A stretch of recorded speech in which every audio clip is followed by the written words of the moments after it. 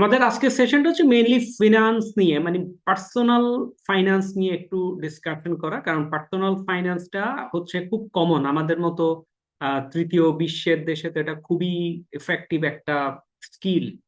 এবং সবচেয়ে মজার ইস্যুটা হচ্ছে এই যে পার্সোনাল ফাইন্যান্স, যেটাকে মানি মাস্টারি নামেও বলা হয়। মানি মাস্টারি কিন্তু গ্লোবালি এটাকে একটা, এটা এটা দুটো স্কিল লিঙ্ক এটাতে। একটা হচ্ছে সফট স্কিল, কারণ যেহেতু এখানে একটা মাইন্ডসেটের একটা বিরাট ইস্যু আছে।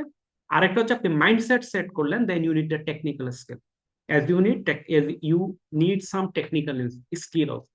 তাহলে আমাদের এখানে সেশনটাতে আজকে আমরা মেইনলি একটু দেখাবো মাইন্ডসেটটা কি এবং কিভাবে এটা করা যায়। আমাদের টোটাল সেশনটা ধরেন অ্যারাউন্ড 1 আওয়ারের মতো আমরা একটু ডিসকাস করব ফর গ্রুপ পার্টিসিপেন্ট। এবং আপনাদের কিছু জিনিস হয়তো চিন্তার খোরাক পাবেন, একটু ভাববেন এখান থেকে আসলে কি করা যায় বা সামনে কি হয় বা আমাদের ফলটা কোথায়। একদম ফল ধরতে না পারলে আমার ধারণা একটা মাইন্ডসেটের যে ইস্যুটা বললাম, মাইন্ডসেট নিয়ে চিন্তা করা নতুন ভাবে, ওটা আমরা পাবো।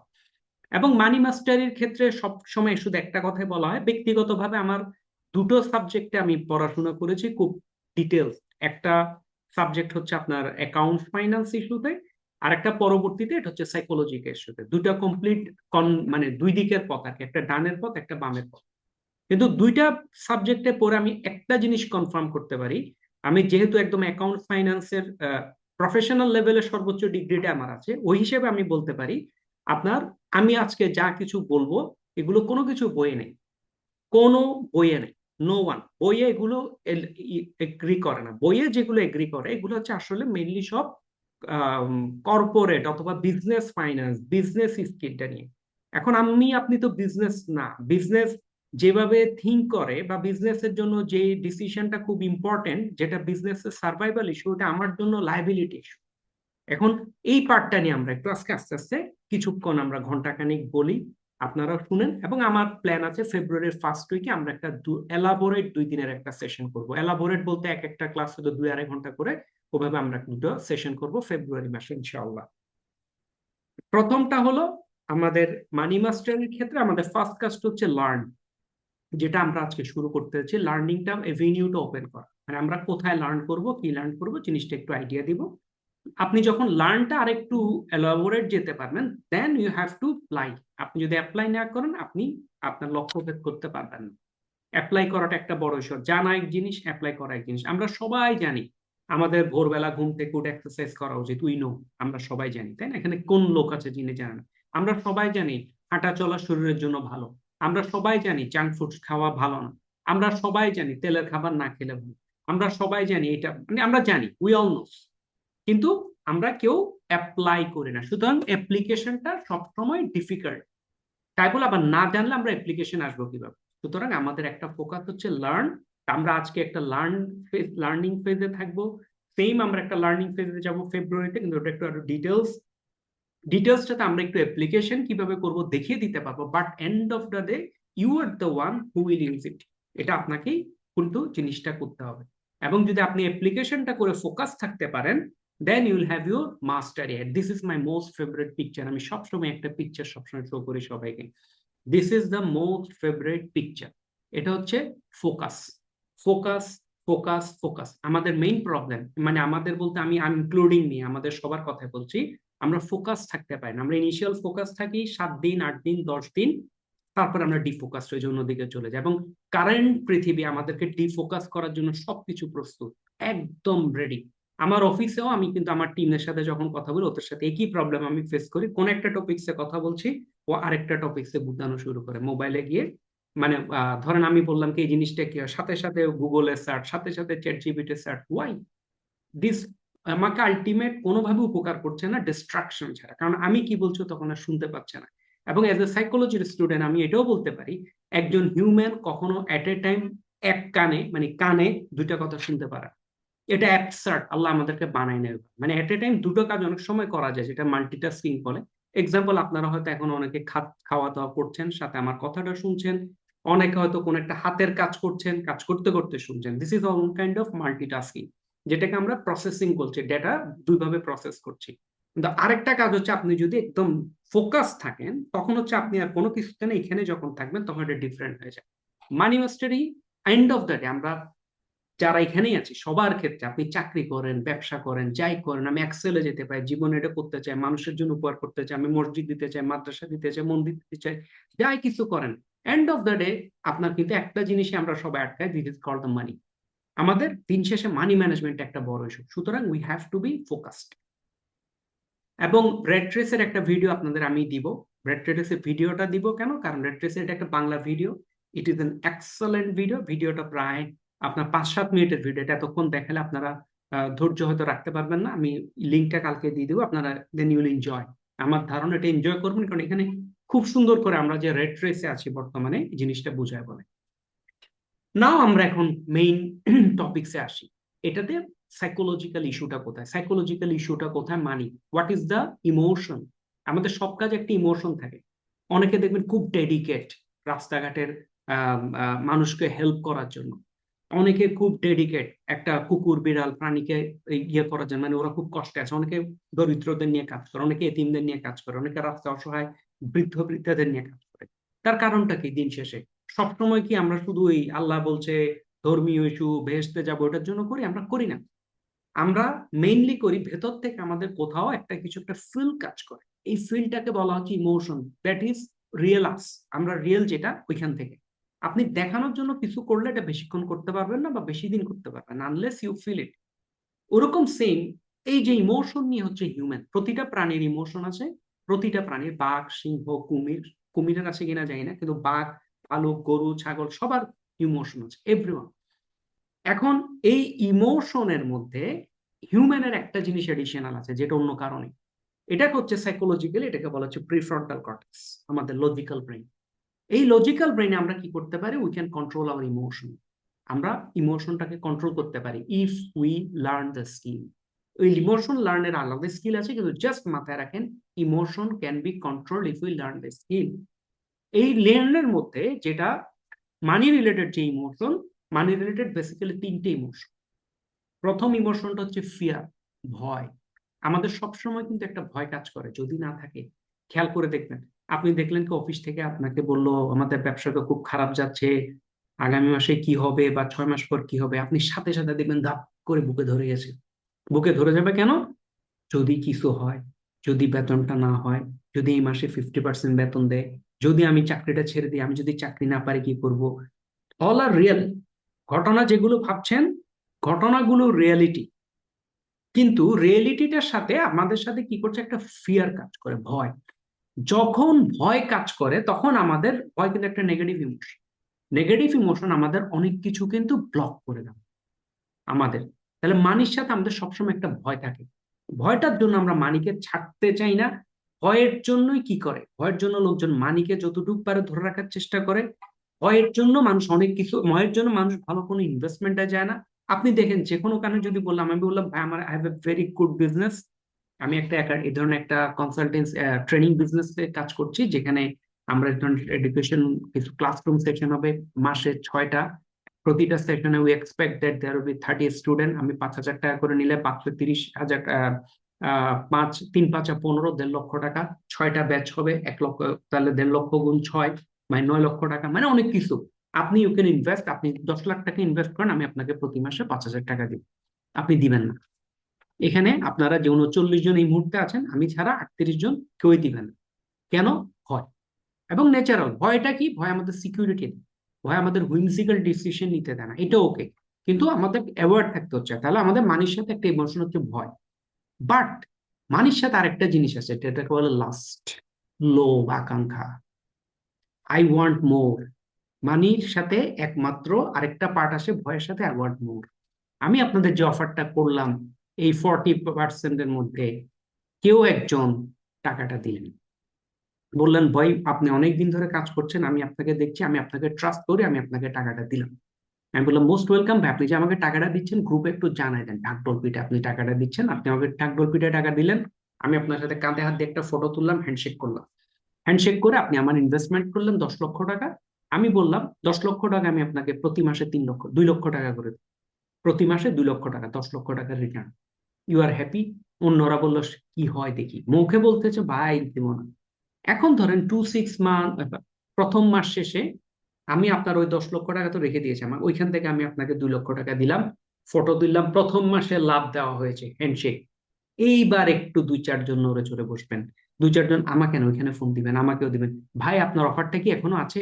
তাহলে ভাই অফারটা আছে, তবে এখন 10 লাখে ভাই 2 লাখ দিতে পারবো না, এখন আমাদের তো 2-3 জন অলরেডি চলে এসেছেন, আমি আপনাকে 1.5 লক্ষ টাকা করে দিই। 1.5 লক্ষ টাকা দিবেন? ভাই ব্যাংকে রাখলে কত পাবো? ক্যালকুলেটর টেপাটেপি করলেন, টিপে টুপে দেখলেন কি 10 লক্ষ টাকা ব্যাংকে রাখলে মাসে হয়তো আপনি 7-8 হাজার টাকা পাবেন, মান্থলি। আর এখানে আহ, ধরেন মাসে 1.5 লক্ষ না, আমি একটু বেশি বলে ফেলছি আসলে, কারণ 10 লাখের 10 লক্ষ হবে না, হয়তো ধরেন 15-20 হাজার বা 25 হাজার, আমি বললাম কি 20 হাজার দেবেন। আপনি ক্যালকুলেটর টিপে দেখলেন কি অনেক সুবিধা, ভালো ইনভেস্টমেন্ট। আরেকটু ওয়েট করেন, আরেকটু দেখি কি হয়। পরের মাসে আমি আবার ফটো দিলাম, ওনাকে টাকা দিলাম, হ্যান্ডশেক করলাম। আপনারা এবার, আমি আপনাকে রিটার্ন দিব আউট অফ 40, মিনিমাম আমি আর 4 জনের ইনভেস্টমেন্ট পেয়ে গেছি, মানে আমাকে ইনভেস্টমেন্ট আরো 4 জন করলো। তার কারণটা কি? এখন now people are getting low. Last one more, আমাদের ভেতরে যে একটা ইমোশন, মুখে যাই বলেন না আমি আসলে দেখছিলাম আপনার ব্যবসাটা ভালো দেখে আমি করছি, এগুলো ফালতু কথা। দিন শেষে বিলিভ না, নিজের নিজের কাছে বলবেন আমি লোভ করেছি, মানে আমরা লোভ করছি, দিস ইজ কল্ড দ্য লোভ, এটা টাকার সাথে লিঙ্ক একদম, তো দিয়ে দিয়েছে। এবং যখনই লোভ করছি তখনই এই জায়গাতে, তখন এই সাইকোলজি গুলো কারা ইউজ করে? আপনার যারা ফ্রড, যারা, ওরা এই ধরনের সাইকোলজি গুলো ইউজ করে। আমি অনেকগুলো স্টোরি বলি, সাধারণত এইসব জায়গায় আমি পরে আলাপ করব। এবং মানির থার্ড ইমোশন হচ্ছে not enough, we don't have enough, অভাববোধ মানুষের একদম, মানে অভাববোধটা থাকবে। আমি এক ভদ্রলোকের সাথে, মানে উনার অনেকগুলো কাজ করতাম এক সময়, তো উনার 2 ছেলে আমেরিকায় পড়তেন, মানে ফুল টাকায়, মানে উনার মানি ইজ নো প্রবলেম, উনার টাকার কোনো অভাব না, আল্লাহর রহমতে, মাশাআল্লাহ, আল্লাহ ওনাকে রহমত করুক। মানে উনার, জাস্ট ইন টার্মস অফ বুঝার জন্য বলছে, মান্থলি ধরেন 5 কোটি টাকা ইনকাম আসে, মান্থলি 5 crore। বাট আমি নিজের চোখে দেখছি উনাকে, উনি মাথায় চলে আসলো, আচ্ছা আমার ছেলে মেয়েরা তো আমেরিকায়, ছেলেরা আমেরিকায়, 2 ছেলে আমেরিকায়, ওনার ওয়াইফ আমেরিকা, উনি একা, আমার যদি এখন কিছু হয়ে যায়, আমি যদি সামহাও মারা যাই বা কিছু একটা হয়, ওদের কি হবে? ভাই রে ভাই, পরবর্তী 2 বছর উনি যা করলো ইমাজিন করা যায় না। কারণটা কি? উনার মাসে 5 কোটি টাকা ইনকাম থাকার পর উনার মনে হচ্ছে আই ডোন্ট হ্যাভ ইনাফ, আমার অভাব বোধ, আমার অ্যাবসেন্সে ছেলেরা কি হবে? দিস ইজ অলসো মানির থার্ড ইমোশন। বেসিক্যালি মানির সাথে এই 3টা ইমোশন সরাসরি। সুতরাং আমরা যদি মানি মাস্টারে শিখতে চাই, মানিকে নিয়ে কাজ করতে চাই, আমরা নর্মালি কি, আমরা মানির দাস, নর্মালি উই পিপল, মানি, টাকা আমাদেরকে নাচে, আমরা টাকাকে নাচাই না। আমরা টাকাকে নিয়ে খেলি না, টাকা আমাদেরকে নিয়ে খেলে। কারণটা হচ্ছে এই 3টে ইমোশনের জন্য। যে মুহূর্তে 3টে ইমোশনটা আমরা একটু হলেও অ্যাওয়ার হইতে পারবো, ফুল কন্ট্রোল করতে না পারি, I am aware of my emotion, তখনই আমরা, there is a chance to, আমাদের মানি মাস্টারিতে আমরা কাজ করতে পারবো। এবং এটা Zig Ziglar, very famous trainer, আমার খুব পছন্দের ট্রেনার, উনার একটা ডায়লগ আমার পছন্দ, the fear of loss is greater than the desire of gain. Desire of গেইনের থেকেও ফিয়ার অফ লসটা মানুষের বড় থাকে, কখন? প্রাথমিকভাবে ফিয়ার অফ লস। কিন্তু যখন সে দেখে কেউ 2-4 জন প্রফিটেবল হচ্ছে, তখনই ডেজায়ার অফ গেইনটা লাস্টে পরিবর্তন হয়ে ও ওইখানে চলে যায়। তাহলে আমাদের আলটিমেট আজকে সেশনের উদ্দেশ্য কি? আপনাদের মাইন্ডসেটটা একটু ধারণা দিলাম। সেকেন্ড ওয়ান হচ্ছে ফাইন্যান্সিয়াল ফ্রিডমের বেসিক্যালি 3টা স্টেপ কাজ করে, 3টা স্টেপ। এই 3টা স্টেপের আপনাকে নিজে নিজেই করতে হবে, কিছু জায়গায়, কিছু জায়গায় হয়তো অন্যরা হেল্প করবে। আমাদের উদ্দেশ্য কি এই কোর্সটার উদ্দেশ্য হচ্ছে financial independence. There's two word, একটা ফাইন্যান্সিয়াল ইন্ডিপেন্ডেন্স, আরেকটাকে বলা হয় absolute financial freedom. Absolute financial freedom আমার এই কোর্স করে আপনারা পাবেন না। অ্যাবসলিউট ফাইন্যান্সিয়াল ফ্রিডম যদি আপনারা করতে চান, তখন এটা ডিফারেন্ট কোর্স হবে, ডিফারেন্ট অ্যাঙ্গেলে যাবে। এটা ওইটা যদি আপনি চান, আপনাকে ইন্ডাস্ট্রি, বড় বড় ইয়ে করা, মানে কোম্পানি ফর্ম করা, আপনাকে ওইদিকে যেতে হবে। বাট অ্যাবসলিউট ফাইন্যান্সিয়াল ফ্রিডমের মিনিংটা হচ্ছে আপনার যা ইচ্ছা তা করতে পারবেন, মানি ইজ নো প্রবলেম। আপনার এখন মন চাইলো, বা লাগতেছে না, সকালবেলা উঠে টিকিট একটা কাটে আমেরিকায় চলে যায়, ওইরকম, মানে আমেরিকায় গেলেন, আমেরিকায় কয়দিন ঘুরে, দূর বা লাগে না, চলে আসি। এবং business class, economy class, masters, যেভাবে খুশি হয় আর কি। This is called the absolute financial freedom. Our session is not for absolute financial freedom, আমাদের সেশনটা হচ্ছে থার্ড লেভেলটা, যেটাকে বলা হয় ফিনান্সিয়াল ইন্ডিপেন্ডেন্স।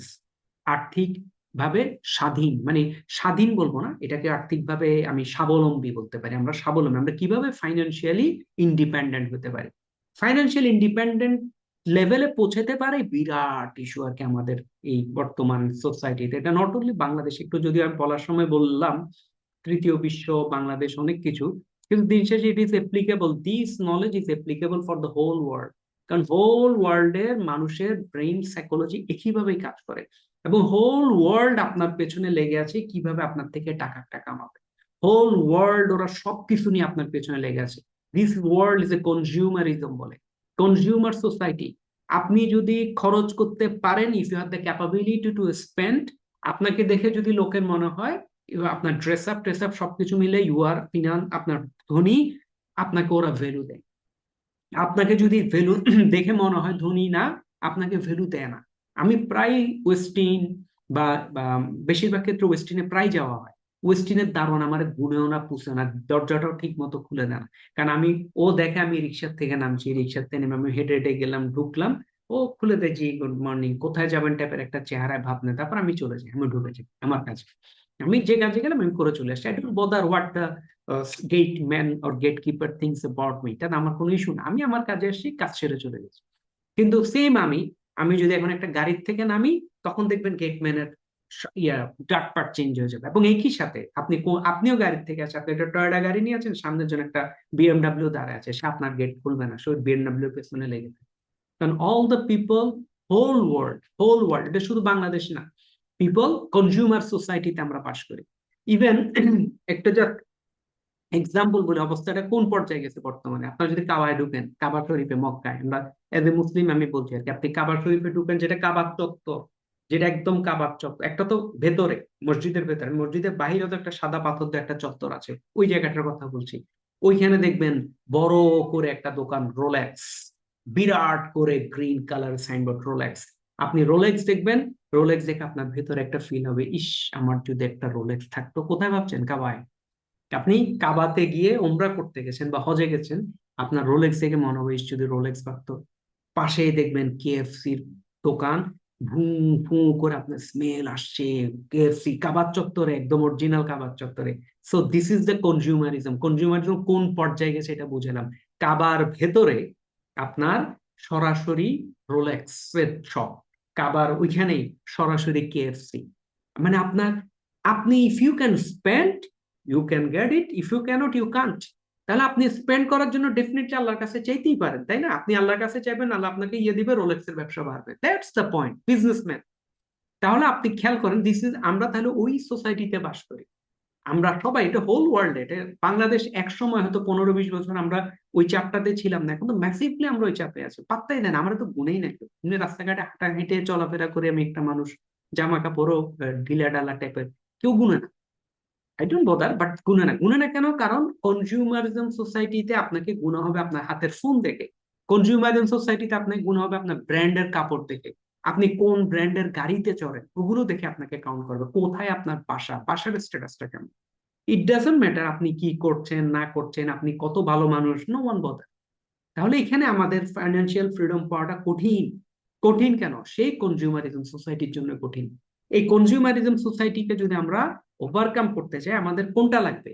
আমাদের এই তিনটি ইমোশনকে আগে একটু কন্ট্রোল আনতে হবে মানির ব্যাপারে। একই সাথে আরেকটা ইমোশন আছে, আরেকটা ইমোশন আছে, পাছে লোকে কিছু বলে, লোকে কি বলবে, এটার থেকে আমাদের বের আসতে হবে। তাহলে আমরা ইনশাল্লাহ ফাইন্যান্সিয়াল ইন্ডিপেন্ডেন্সে যাব। এবং এটার জন্য আমাদের দুইটা ধাপ। প্রথম ধাপ হচ্ছে আপনার আর্থিক অবস্থা নির্ধারণ করুন, আর্থিক লক্ষ্য ঠিক করুন। আমাদের একটা আর্থিক স্ট্যাটাস, মানে প্রথম হচ্ছে audit, current financial status of mind. আমার বর্তমান স্ট্যাটাসটা কি? What is my current status? And I should have a goal. আপনি এই যে একটু আগে একটা কথা বললাম, you have to be focused. আপনি ফোকাস কোথায় করবেন যদি if you have any goal না থাকে? আপনার কোন একটা গোল, আমি সমুদ্রে ভেসে বেড়াচ্ছি, আমি তীর খুঁজছি, উল্টাপাল্টা তীর খুললে তো হবে না। আমি তীর খুঁজছি, আমি জানি আমার তীরটা হচ্ছে উত্তর পাশে, তখন হয়তো আমি শিপটা উত্তরে চালালাম এবং উত্তরে আমি ফোকাস করে আছি। তো this is called the focus. এই ফোকাসের জন্য you have to have a target, আপনার একটা ফাইন্যান্সিয়াল গোল থাকবে, এবং ফাইন্যান্সিয়াল একটা বলয়, একটা নিরাপত্তার চাদর ক্রিয়েট করা শুরু করতে হবে। এরপর থার্ড স্টেজে গিয়ে you will get your financial independence. Fourth stage হচ্ছে অ্যাবসলিউট ফাইন্যান্সিয়াল ফ্রিডম। এটা ডিফারেন্ট, এটা আমি আবার বলছি, এটা ডিফারেন্ট। আমরা ফাইন্যান্সিয়াল ইন্ডিপেন্ডেন্স পাওয়াই তো একটা বিরাট। ফাইন্যান্সিয়াল ইন্ডিপেন্ডেন্ট অর্থটা কি? ফাইন্যান্সিয়াল ইন্ডিপেন্ডেন্টের অর্থ হচ্ছে আপনি যদি আজকের থেকে কোনো কাজ নাও করেন, আপনি আজকের থেকে কোনো কাজ না করেন, আপনি এই মুহূর্তে যে লাইফস্টাইল যেটা মেনটেন করছেন, আপনি সেম লাইফস্টাইলে চলতে পারবেন আপনার whole throughout the life. This is called the financial independence. মানে আমি আমার কাজের উপর বর্তমান যে ইনকামটা আছে বা বর্তমান যে চাকরিটা আছে বা যে ব্যবসাটা আছে, আমি ওটার উপর ডিপেন্ডেন্ট না। Now I am independent. I am an independent. That means I will not work, but my investment will work for me. This is called financial independence. কিন্তু এর আগে আমাকে ইন্ডিপেন্ডেন্সটা তো বাতাস থেকে আসবে না।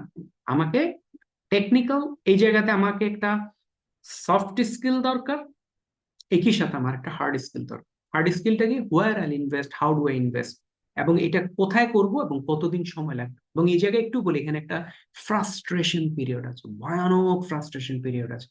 আপনি দেখবেন 6 মাস, 1 বছর, 2 বছর, 5 বছর, 6 বছর, একটা পর্যায়ে আপনি বিরক্ত হয়ে যাবেন, ভাই কিছুই তো হয় না, আল্লাহ আমার দিকে তাকায় না, পাত্তা মানে একটা মন টন খারাপ হয়ে যায় একটা সময়। কিন্তু এটা আসলে মন খারাপের কিছু না, এটা হচ্ছে আপনি বা চাইনিজ ব্যাম্বু একটা স্টোরি আছে, চাইনিজ ব্যাম্বুর স্টোরিটা হচ্ছে যখন চায়নায় ওই যে বাঁশ গাছের জন্য ওরা যখন বীজটা বপন করে, এটা যখন শেকড়টা বেরোয়, এটা প্রথমে নিচের দিকে যায় শেকড়টা।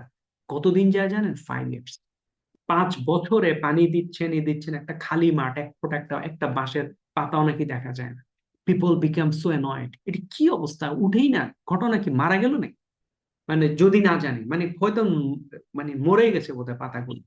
এরপর হঠাৎ করে 5 বছর পর দেখা যায় একটু করে গাছের বাঁশ গাছের পাতাটা বের হয়েছে।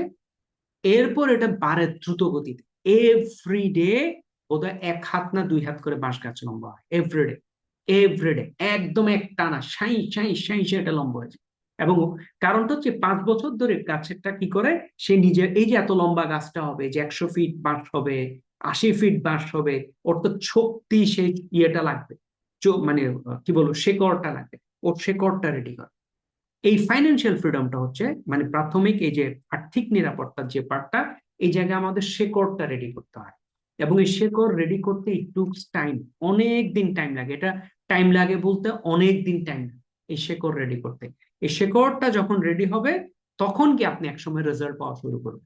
যখন রেজাল্ট পাবেন, আপনি আপনি ও কি যেন বলে, এক্সপোনেনশিয়াল গ্রোথ। এবার এক্সপোনেনশিয়াল গ্রোথের ব্যাপারে আইনস্টাইনেরও একটা ডায়লগ আছে, মানে এটা একটা বিস্ময়।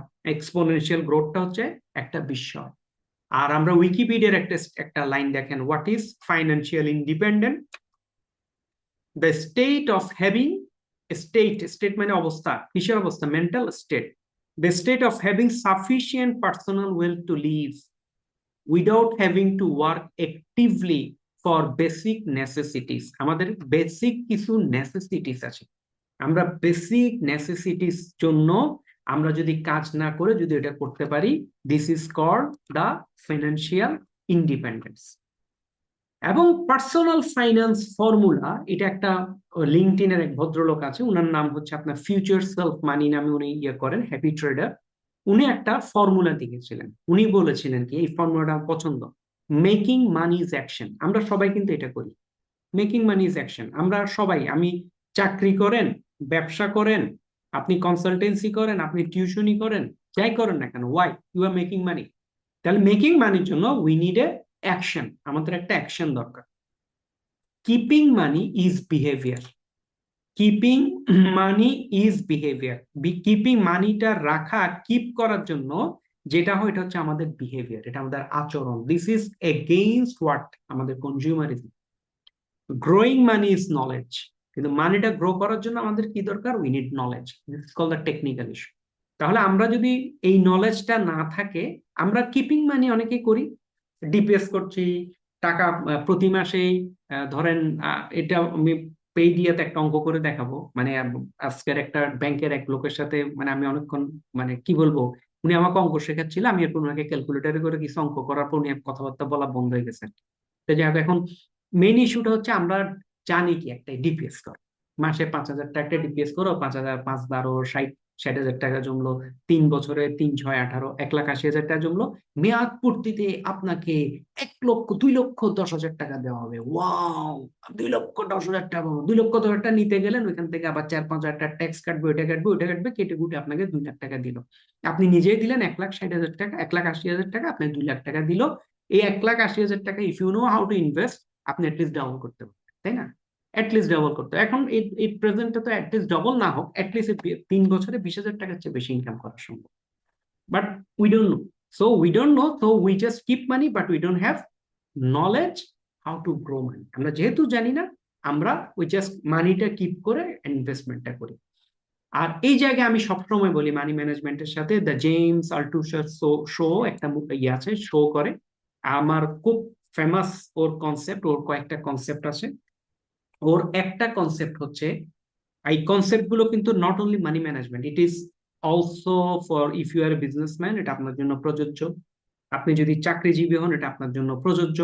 আপনি যদি স্টুডেন্ট হন, এটা আপনার জন্য প্রযোজ্য। আপনি যে হন না কেন প্রযোজ্য। এবং আমি একসময় এটা মানে আমি এই যে ট্রেনিং গুলো আমি আপনাদের, যারা আমার রিপিটেড কোনো পার্টিসিপেন্ট যারা আছে নিশ্চয়ই শুনে বলেছি, আগেও প্রতিবারই বলি, আমি বর্তমানে সেলফ স্কিল ট্রেনিং গুলো করাচ্ছি for myself rather than you. কারণ I need to reward myself. আমার অনেক কিছু থেকে আমি সরে যাওয়াতে আমি মুভ, মানে সরে গেছি, আমি নাই নাই কেন?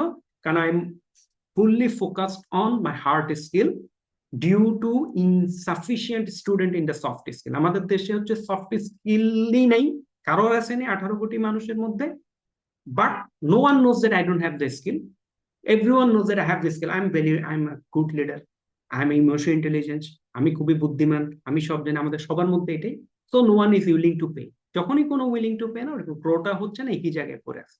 But once upon a time I use to implement this, now I am starting again. এইখানে ওর কয়েকটা সূত্র বলি, এগুলো কিন্তু মানি ম্যানেজমেন্টের জন্য আপনার লাগে। প্রথম, নিজেকে যদি কোনো জায়গায় 1% করে প্রতিদিন ইমপ্রুভ করা যায়, বছর শেষে 38 গুণ উন্নতি হয়। যদি আমি এভরিডে 1%, মানে আমি আজকে যেখানে আছি তার চেয়ে 1% ইমপ্রুভ করতে যদি আমি পারি, বছর শেষে এটা 38 টাইমস বাড়ে। এটা টাকার কথা নয়, স্কিলের কথা। আপনি ধরেন, I want to learn the public speaking skill, আমার এখন 0।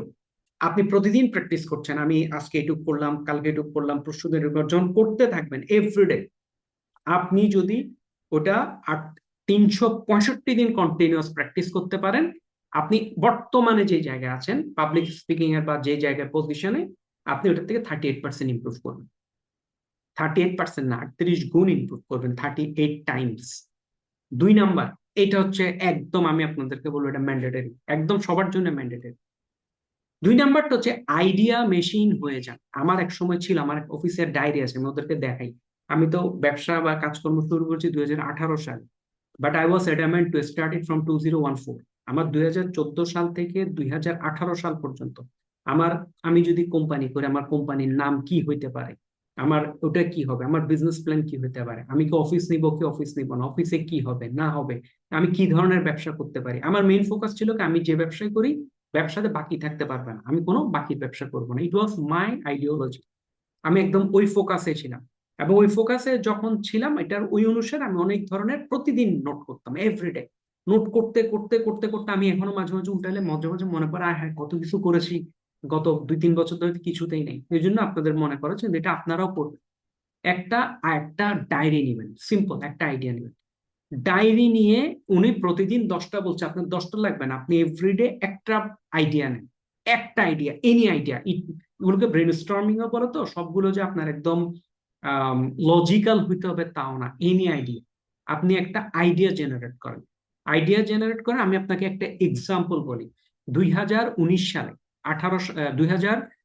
19 না, এটা হচ্ছে 2018 সালে আমি WSD, work place skills development academy, নিউজিল্যান্ডের একটা ট্রেনিং ফার্ম আছে, বাংলাদেশ ওদের অফিস আছে, আমি ওদের সাথে কাজ করি, এখনো করি।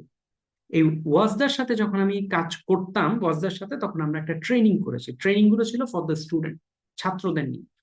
আমরা ছাত্রদের নিয়ে যখন ট্রেনিং করছি, ওখানে আমরা ছাত্রদের সাথে আলাপ করতাম, ডু সামথিং, মানে তুমি স্টুডেন্ট আছো, easy way to earn money is কি আপনার টিউশনি। তুমি টিউশনি করো, আমি তোমাকে বারণ করবো না। টিউশনি তোমাকে ব্লক করে ফেলে, মেন্টালি ব্লক করে ফেলে। You can earn but you blocked, তোমার অপশন নাই। তোমার, আমার এখন মাসে 10,000 টাকা কামাই, 5,000 টাকা বাড়াতে হবে আরেকটা টিউশনি নাও। 15,000 টাকা কামাই, আরেকটা বাড়াতে হবে আরেকটা টিউশনি নাও। 20,000 কামাই, দিস ইজ দ্য টিউশনি ওয়ার্কস। মানে আমরা যেহেতু স্টুডেন্টের অভাব নাই এবং ভালো পড়াতে পারলে ওটার অভাব নেই, এর বাইরে নতুন কোনো আইডিয়া দিতে পারে। তখন আমরা ওদেরকে বললাম, গিভ মি সাম আইডিয়া, আমাকে এমন একটা আইডিয়া দাও যেটা তুমি করতে পারো এবং এটার জন্য তোমাকে বাইরে কোথাও যেতে হবে না, যেটার জন্য তুমি অল্প ডেইলি হয়তো 1 ঘন্টা কাজ করবে বা কিছু একটা করবে, কি করা যায়। তখন ওদের সাথে কথা বলছিলাম, কথা বলতে বলতে তখন কেউ এইটা বলে ওইটা বলে, লজিক্যালি লজিক্যালি শুনে অনেক কিছু বললো।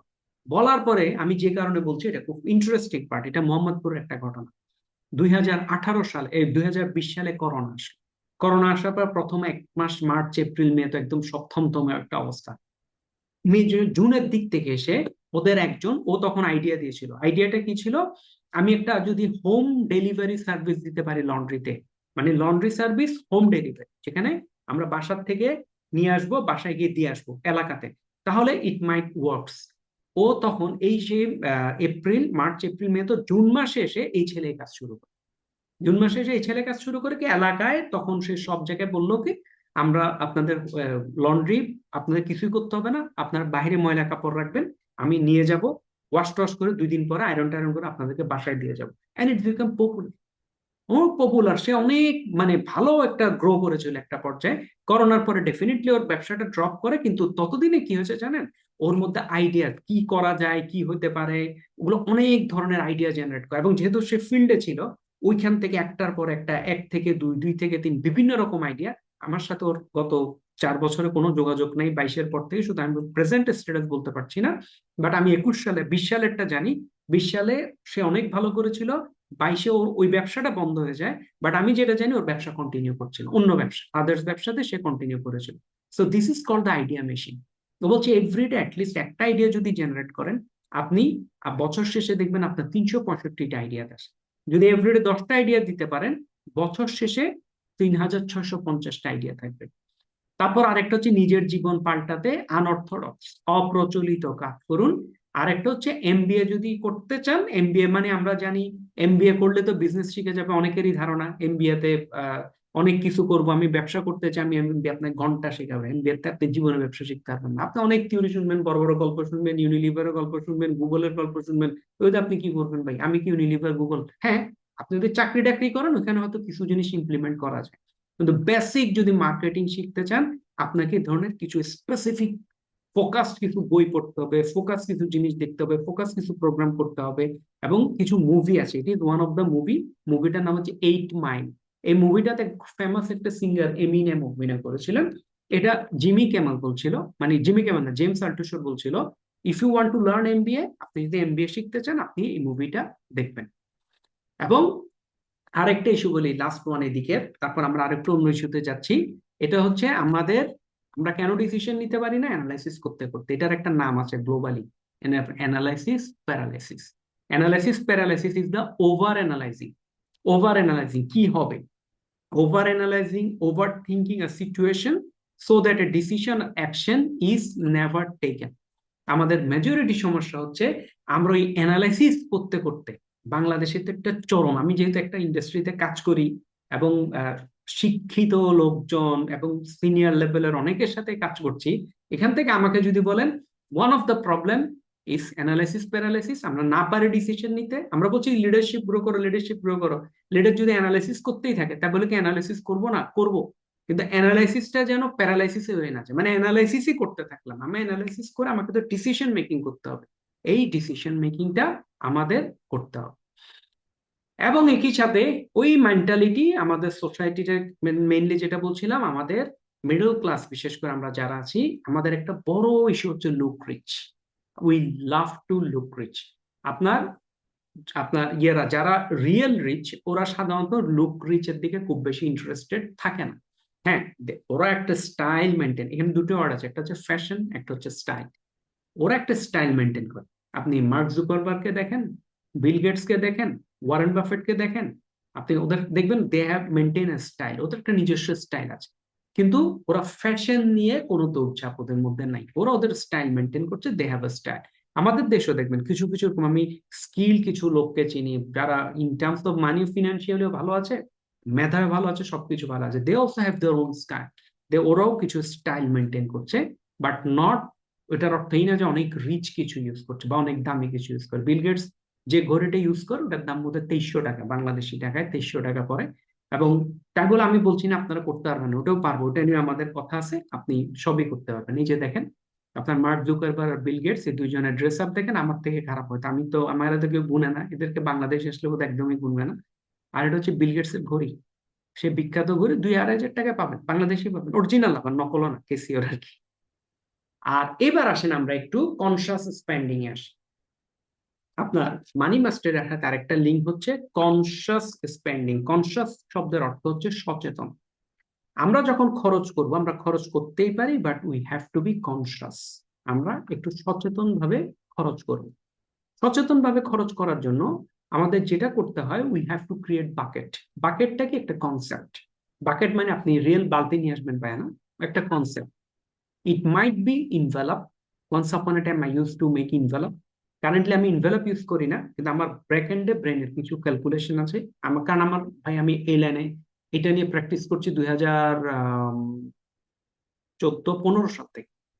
15 সাল থেকে করলে আমার 10-11 বছরের প্র্যাকটিসে আমার কিছু কনসিয়াসলি কিছু স্পেন্ডিং আমার মাথায় কাজ করে, কোথায় কি করলাম না করলাম কি হচ্ছে।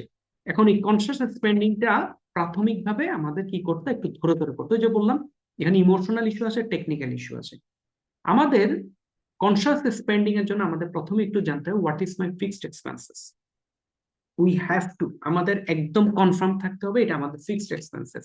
যে খরচ আপনার হবেই, ঘর ভাড়া দিতেই হবে, বাচ্চার পড়াশোনার খরচ দিতেই হবে, আপনার মাসে বাজার করতেই হবে নর্মালি যতটুকু, মানে কিছু তো আছে ফর্মালিটিস তো আছে, আপনার কিছু ঘরের জিনিসপত্র কেনার ইস্যু আছে যেগুলো করতেই হবে। আমি লাক্সারি বলছিলাম হচ্ছে যেটা ফিক্সড, যেটা না করলে আপনার চলবেই না, আটকে যাবে, করতেই হবে। তাহলে আমাকে ফিক্সড এক্সপেন্ডিচার একটা, আমাদের একটা কনসিয়াসলি আমরা স্পেন্ডিং করার জন্য আমরা একটা প্যাকেজ করলাম। সেকেন্ড ওয়ান হচ্ছে যেটা সবচেয়ে বড় issue, আমরা মধ্যবিত্তরা যে জায়গায় সব জায়গায় আটকায়, সবচেয়ে বড় আটকে, this is called emergency bucket. Emergency bucket, আমাদের ইমার্জেন্সি বাকেট থাকে না। ইমার্জেন্সি বাকেট থাকে না কেন? ইমার্জেন্সি, আমরা প্রবলেমটা কোথায় খেয়াল করেন, আমার মান্থলি সাপোজ আমার বেতন হচ্ছে 25,000 টাকা। আমি ধরেন ঘরের খরচ টরচ সবকিছু মিলে আমার একটা 20-22 হাজার টাকা একটা খরচ আছে, আমি জাস্ট এক্সাম্পল বলছি। এরপর ধরেন আমি মাসে 3,000 টাকার একটা ডিপিএস করি, সব ওকে, মানে আমার এন্ডে ওকে। এখন কোন একটা মাসে আপনি সকাল অফিসে যাচ্ছিলেন, বাসে উঠলেন, আপনি বাসে উঠার পর বাস থেকে নেমে দিচ্ছে পকেট ম্যারেজ। পকেট মারের সাথে আপনার ফোনটা চলে গেল, মেইন ইস্যু হচ্ছে ফোনটা চলে গেল। এবং ধরেন বর্তমানে কিন্তু ফোনটা যে শুধু লাক্সারি আইটেম তো তা না, ফোনের সাথে অনেক কিছু লিঙ্ক। ফোনে আমার ধরেন বিকাশ অ্যাকাউন্ট আছে, ব্যাংকের অ্যাপস থাকে, ফোনে ওই মেল গুলো থাকে। সবার তো অনেকের এখন কিন্তু অনেকেরই ইয়ে নেই, ল্যাপটপ নেই, আগে কিন্তু ঘরে ঘরে ল্যাপটপ ছিল, কারণ এখন ফোনেই কাজ সারা যায়। অনেকে অফিসের ইমেল রিপ্লাই দিতে, অফিসের ইমেল ফোন থাকে, মানে অনেকগুলো ইস্যু চলে আসছে এক ধাক্কায়, মানে একটা ফোন যাওয়ার সাথে সাথে অনেকগুলো blockage. Now it is emergency to buy phone. এখন যখন ইমার্জেন্সি হয়ে গেল টু বাই ফোন, বর্তমান মার্কেটে আপনি বাজারের সবচেয়ে সস্তা ফোনও একদম, মানে একটা হচ্ছে কি আপনি কিনলেন 6 মাস পর আরেকটা কিনবেন ওরকম না, যদি একটু অ্যাটলিস্ট 2 থেকে 3 বছর যেতে চায়, এই লেভেলের যদি একটা চিপ টাইপের ফোনও নেন, তাও 20,000 টাকার নিচে কোনো ফোন নেই। মিনিমাম 20,000 বলছে এটা কিন্তু। এখন were you get the 20,000?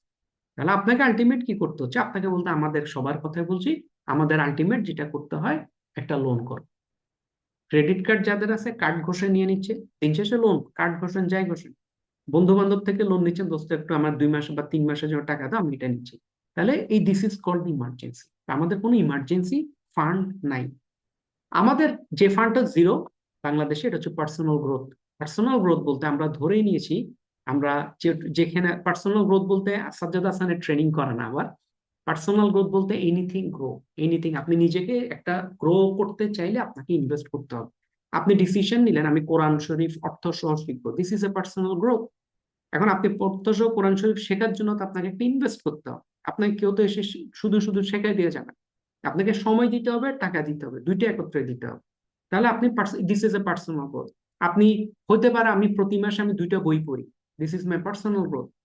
Even গল্পের বই পড়ি, পার্সোনাল গ্রোথ। আমার হতে পারে মানে এনিথিং, আপনি ইভেন অনেক সময় জিনিস দেখার জন্য তো যায় একটা নিজের গ্রোথ জন্য। এই যে দেখার জন্য, দেখা মানে নিজেকে বড় করার জন্য মাইন্ডসেট, ধরেন আমার পার্সোনালি আমার একটা প্ল্যান আছে হচ্ছে আমার আগামী ইয়েতে অক্টোবরে দুর্গাপূজার একটা ছুটি আছে আমার ছেলের, ওই সময় আমি ইয়েতে যাব, কবি জসীমউদ্দিনের বাড়ি যাবো, এটা হচ্ছে আমার একটা, তাহলে দিস ইজ দ্য প্ল্যান, আমি যাব। এবং this is I think it's my personal growth. নিজের চোখে দেখলাম জসীমউদ্দিন কি ছিল, সবচেয়ে বড় বিষয় আমার ছেলেটা আজীবন মনে রাখবে সে জসীমউদ্দিনের বাড়িতে গিয়েছিল, তাই না? এবং নামটা মনে থাকবে, পল্লী কবি Jasimuddin. This is also personal growth, but I need money, তাই না? উত্তরে আমাকে ফরিদপুর আমি যাব কিভাবে? এবং ফোর্থ ওয়ান হচ্ছে অ্যাসেটস। এই যে এতক্ষণ কথা বলছি এর আগে, আপনার এই জায়গায় যে আমরা কথা বললাম, আপনি আর্থিক নিরাপত্তা ক্রিয়েট করবেন, আর্থিক নিরাপত্তা ক্রিয়েটের জন্য আমার কি দরকার? I need assets. তাহলে আমাকে এই জায়গাতে একটা অ্যাসেটস এর একটা ইস্যু আসছে।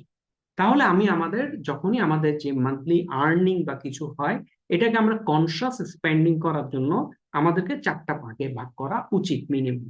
Fixed expenses, emergency expenses, personal growth এবং অ্যাসেট, এই চারটা ভাগে ভাগ করতে হয়। এই চারটা ভাগে ভাগ করার একটা ইস্যু হচ্ছে কি, লোকজন বলতে পারেন কেউ, আমি আসলে কোনটাতে লোড দিব বা কি হবে? আসলে কোনটাতে লোড দিব এটা বলা মুশকিল, এটা ডিপেন্ডস অন আপনার যদি ইমার্জেন্সি বাকেট, এই মুহূর্তে ইমার্জেন্সি ফান্ডই না থাকে, আপনি অ্যাসেট ক্রিয়েট করছেন, আপনি অ্যাসেট বিক্রি করে আলটিমেট ইমার্জেন্সি এক্সপেন্ডিচারটা মিট করতে হবে। অ্যাসেট ক্রিয়েশনের কিছু ফর্মুলা আছে, ওটা পরে, কিন্তু মাথায় রাখতে হবে আমার অ্যাটলিস্ট এই চারটা বাকেট আমার থাকতে হবে: fixed expenses, emergency expenses, personal growth, asset. Emergency expenses এর আসলে অ্যামাউন্টটা কত হবে? ইমার্জেন্সি এক্সপেন্সের অ্যামাউন্ট, এটা গ্লোবাল একটা সূত্র বলছে, এটা যে এটা ব্যক্তি টু ব্যক্তি ভেরি করতে পারে, পার্সেন্ট টু পার্সেন্ট ভেরি করতে পারে, অনেক কিছু হতে পারে, বাট গ্লোবাল ইস্যু হচ্ছে ইমার্জেন্সি বাকেট আপনার 3 মাসের ইকুইভ্যালেন্ট খরচ। আপনার 3 মাসে, যেখানে ফিক্সড এক্সপেন্সেস বলছি এক্সাম্পল, এটা ফিক্সড এক্সপেন্সেস হচ্ছে আপনার 50,000 টাকা বা 50,000 টাকা, তাহলে আপনার ইমার্জেন্সি ফান্ডে সবসময় 1.5 লক্ষ টাকা থাকতে হবে মিনিমাম, 3 ইয়ার্স এক্সপেন্সেস এর ইকুইভ্যালেন্ট। আমাদের কাজ হচ্ছে এই যে জমাতে জমাতে যখন আমার 3 ইয়ার্স এক্সপেন্সেস ব্লক হয়ে গেল, আমি ওইখানে আর বুক করবো না, আমি অ্যাসেট বাড়াতে থাকলাম। আবার কোন একটা সময় ইমার্জেন্সি বাকেট থেকে ইমার্জেন্সি এক্সপেন্ডিচার খরচ হয়ে গেলো 30,000 টাকা, আমি আবার 30,000 টাকা ফিল আপ করা শুরু করলাম। So this is called the emergency expenses, emergency bucket. তাহলে আমাদের বাকেটে মিনিমাম চারটা। এখানে কি কোনো সূত্র আছে যে এর চেয়ে বড় বেশি করা যাবে না? এরকম কোনো সূত্র নেই। এখানে কিরকম সূত্র আছে এই চারটাই হইতে হবে না, এরকমও কোনো সূত্র নেই। মেইন হচ্ছে অ্যাসেট থাকতেই হবে, ইমার্জেন্সি অ্যাসেট এবং ইমার্জেন্সি বাকেট থাকতে হবে, আর ফিক্সড এক্সপেন্ডিচার তো থাকতেই হবে। আপনি আপনার প্রয়োজন অনুসারে করতে পারেন। যদি আমি 10টা করি বাকেট, আপনি করতে পারেন, কিন্তু আপনি আসলে তখন কোনোটাই হবে না। হবে না কেন? আমি ধরেই নিচ্ছি এখানে যারা, এখন আমরা যারা আছি 53 জন, আমরা ডেফিনেটলি ইন্ডাস্ট্রিয়ালিস্ট না, আমরা হয় চাকরি করি বা ব্যবসা করি, এবং আমাদের হয়তো সবারই একটা নির্দিষ্ট একটা অ্যামাউন্টে ইনকাম আছে। কারো হয়তো 1 লাখের উপরে, কারো হয়তো 1 লাখের নিচে, কারো হয়তো 2 লাখ ধরছে, but there is a limit, তাই না? কারোর একদম মাসে 50 লাখ টাকা ইনকাম তো নেই। এখন আপনি যদি কারো কথার কথা 1 লাখ টাকা ইনকাম হয়, এই 1 লাখ টাকা যদি আপনি ঘর ভাড়া, ছেলে মেয়েদের পড়াশোনা সব খরচ বাদ দিয়ে আপনার যদি ফিক্সড এক্সপেন্ডিচারই হয় 80,000, আপনি 80,000 থেকে তাহলে আপনি বাকি 30,000 কে আপনি এগুলো ভাগ করতে পারছেন ইমার্জেন্সি, পার্সোনাল গ্রোথ, অ্যাসেটে। কিন্তু এখানে যদি আপনি এটাকে যত ভাগ করবেন, শেষে দেখবেন ওই প্রতিটা বাকেটে অ্যামাউন্টটা অতিরিক্ত কম হয়ে যাবে, হয়তো 2,000, 1,000। আপনি 1,000 করে যদি সেভ করেন, বছরে আর কয়টা টাকা হয়? হ্যাঁ, 1,000 করে সেভ করে বছরে টাকা হয়, যদি এটা পার্সোনাল গ্রোথের একটা ইস্যু হয়। আপনি চিন্তা করুন, আমি মাসে মাসে 1,000 রাখলাম, বছরে 12,000 টাকা হলে আমি 12,000 টাকার একটা কিছু একটা করলাম, বা আমি এভরি মান্থে এট এ টাইম একটা 2টা করে বই কিনবো বা কিছু একটা করবো, ইটস আপ টু ইউ। কিন্তু ইমার্জেন্সির ক্ষেত্রে কিন্তু ওই 1-2 হাজারে কোনো কিছু হচ্ছে না, কারণ ইমার্জেন্সিটা আমি আবার বলছি, এটা আপনার equivalent to 3 months fixed expenditure হতে হয়। আর অ্যাসেটের ক্ষেত্রে হচ্ছে, অ্যাসেট গ্রো হওয়া পর্যন্ত আপনার ফ্লোটা আসা শুরু করবে। যেই মুহূর্তে আপনার ফ্লোটা আসা শুরু করবে, at that time you feel যে আমার নাও, আমার অ্যাসেট ক্রিয়েশনে কাজ হচ্ছে, আই গেট দ্য রেজাল্ট। এবং আমি ওটাও বলছিলাম, ইট টেক্স টাইম। 10 বছর, মিনিমাম 10 বছর আগে অ্যাসেট ক্রিয়েশন হয়ই না। এবং you have to be consistent, asset ক্রিয়েশনে আমাদের কনসিস্টেন্ট থাকতে হয়। এবং কনসাস স্পেন্ডিং, অনেকে বলে এটার সাথে বাজেট, বা অনেকে করে কি আপনার একদম ফুটা মানে পিন পয়েন্ট ধরে ধরে লিখে খাতা একটা নেয়, এই আমি এত টাকা খরচ করেছি, এ করেছি, সে করেছি, ইট ইজ ডিফিকাল্ট। কিন্তু বাকেট থাকলে মানে যখন থাকে তখন যে সুবিধাটা হয়, এট দ্যাট টাইম আই নো আমার এখানে এই খাতে আমার 10,000 টাকা বাজেট রেখেছি, এখন আজকে মাসে 15 তারিখ, 10,000 টাকা খরচ হয়ে গেছে, তার মানে আমার শেষ, আমার উপায় নেই, আমার আপাতত আর কিছু করতে পারবো না, বা আমার যদি করতেও হয় তখন এটলিস্ট আমি জানি না আই অলরেডি স্পেন্ড 10,000 টাকা। আমি যদি এখন আরেকটু খরচ করছি, so this is beyond my budget, একদম।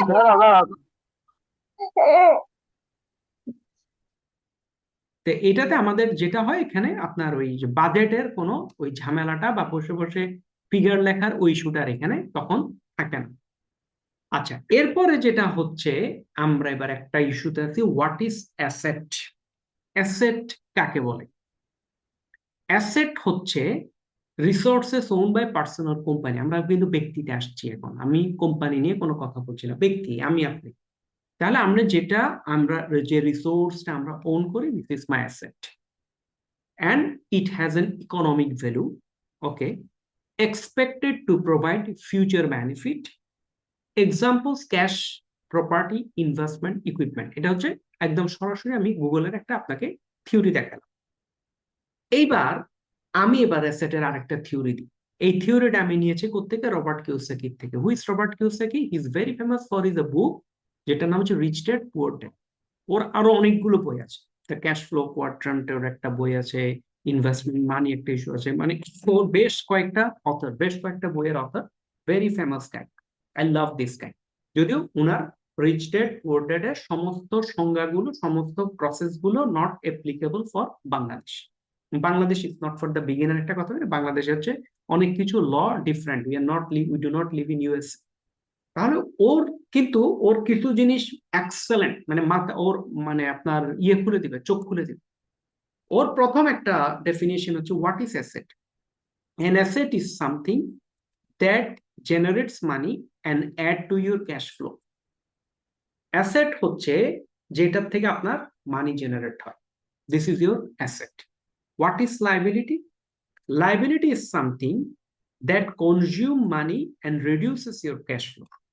লাইবিলিটি হচ্ছে যেটা আপনার টাকা খরচ করে এবং আপনার ক্যাশ ফ্লো থেকে রিডিউস করে। এক্সাম্পল: আপনি একটা গাড়ি কিনলেন 60 লক্ষ টাকা, 50 লক্ষ টাকা, 30 লক্ষ টাকা গাড়ি কিনলেন। আমি আগে রিক্সা করে মুভ করতাম, বা আমি সিএনজি নিয়ে মুভ করতাম। আমার মাসে খরচ হতো 10,000 টাকা গাড়ি ভাড়া, বা 15,000 টাকা গাড়ি ভাড়া ধরেন। যেহেতু আমি সিএনজি টিএনজি নিয়েও ঘুরি, বাসায় আমিও মুভ করি, আমার ওয়াইফও মুভ করে, বাচ্চাও মুভ করে, তিনজন মিলে আমাদের মাসে 15,000 টাকা, 20,000 টাকা গাড়ি ভাড়া খরচ হয়।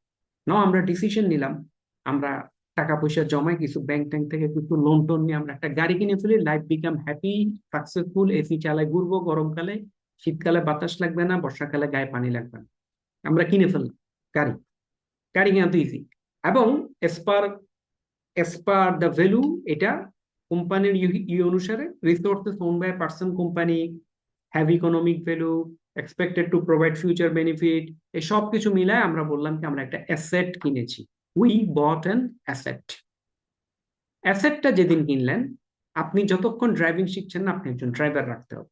একজন ড্রাইভারের স্যালারি খুব মিনিমামও যদি বর্তমানে পান, 20,000 টাকা মান্থলি প্যাকেজ শুধু ড্রাইভারের।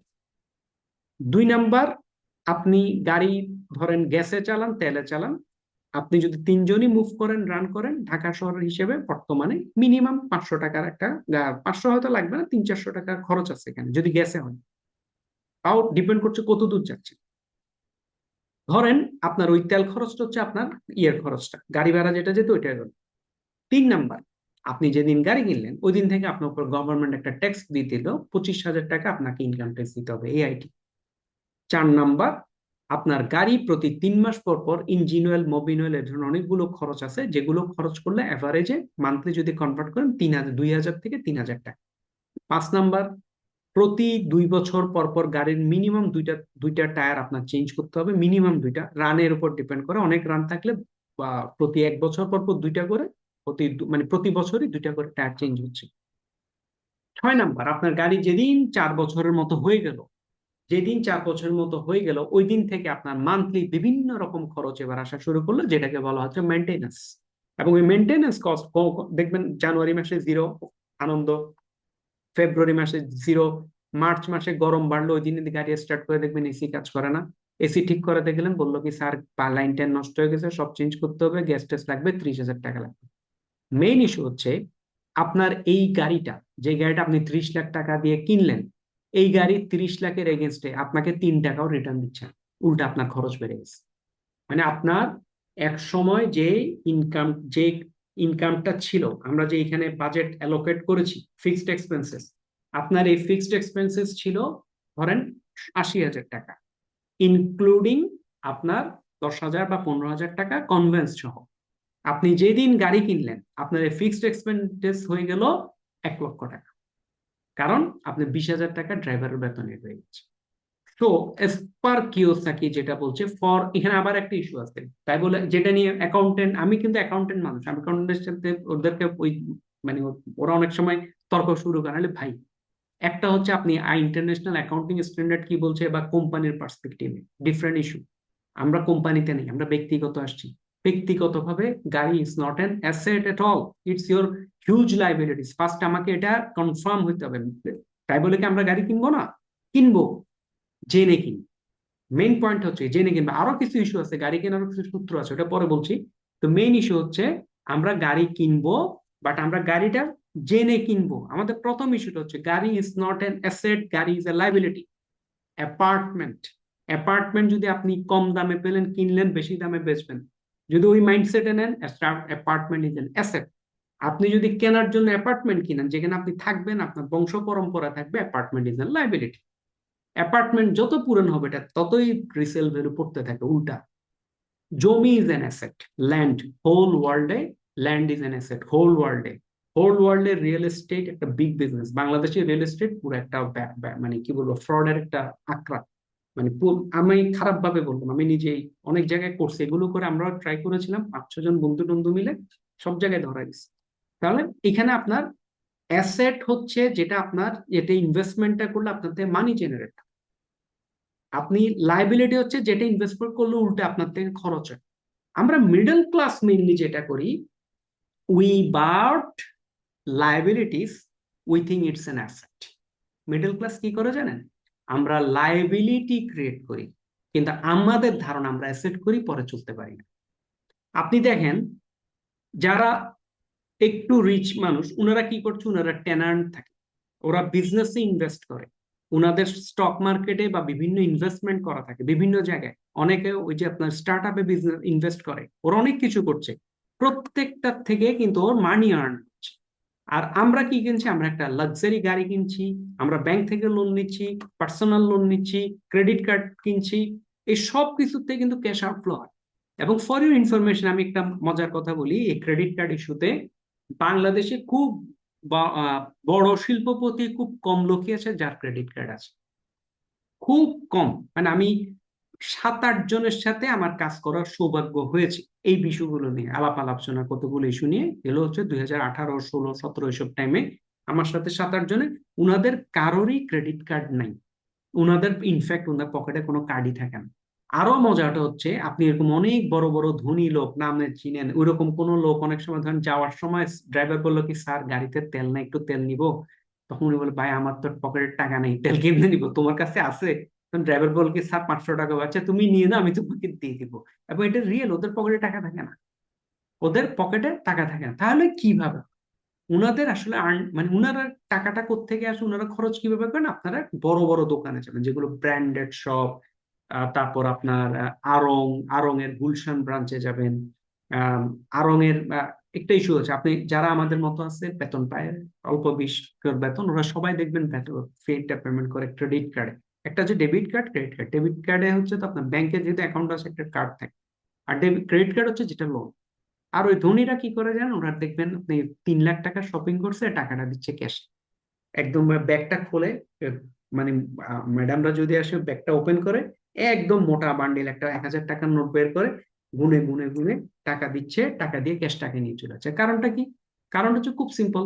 উনারা যখন অফিস থেকে বেরোয়, উনি যখন শপিং এ যান, উনি তখন কি করে, উনি অফিসের ইয়েকে কল দেয়, অ্যাকাউন্টস কে কল দেয়, বলে কি ক্যাশিয়ারকে বলে আমাকে ইয়েটা দাও, 20,000 টাকা দাও, অথবা 2 লাখ টাকা দাও, তো আমার একটা কাজে লাগে, মানে আমার নামে লিখে রাখো। কি জন্য তো বলেন, তখন ওরা ওইখান থেকে ক্যাশ টাকাটা নিয়ে একদম পকেটে করে নিয়ে ওরা চলে যায়। এটা হচ্ছে আপনার ধনীর। আর আমরা কার্ডটা নিয়ে স্মার্টলি যাই, খুব স্মার্টলি যাই, ব্র্যান্ডেড জিনিসপত্র কিনে অনেক কিছু করি। So this is the financial overview, বিসনাথ। রিচ এবং এর মধ্যে। রিচ কি করে? Rich by asset. অ্যাসেট কি করে? ইনকাম জেনারেট করে। একজন রিচ পিপলের মিনিমাম মিনিমাম 5টা ইনকাম ফ্লো থাকে। রিচ বলতে আমি এখানে ইন্ডাস্ট্রিয়ালিস্টও বলছি না, আমি বলছি যারা এই যে আমরা, আমাদের মেইন ফোকাস কোথায়? আমাদের মেইন ফোকাস হচ্ছে we want to be financial independent, তাই না?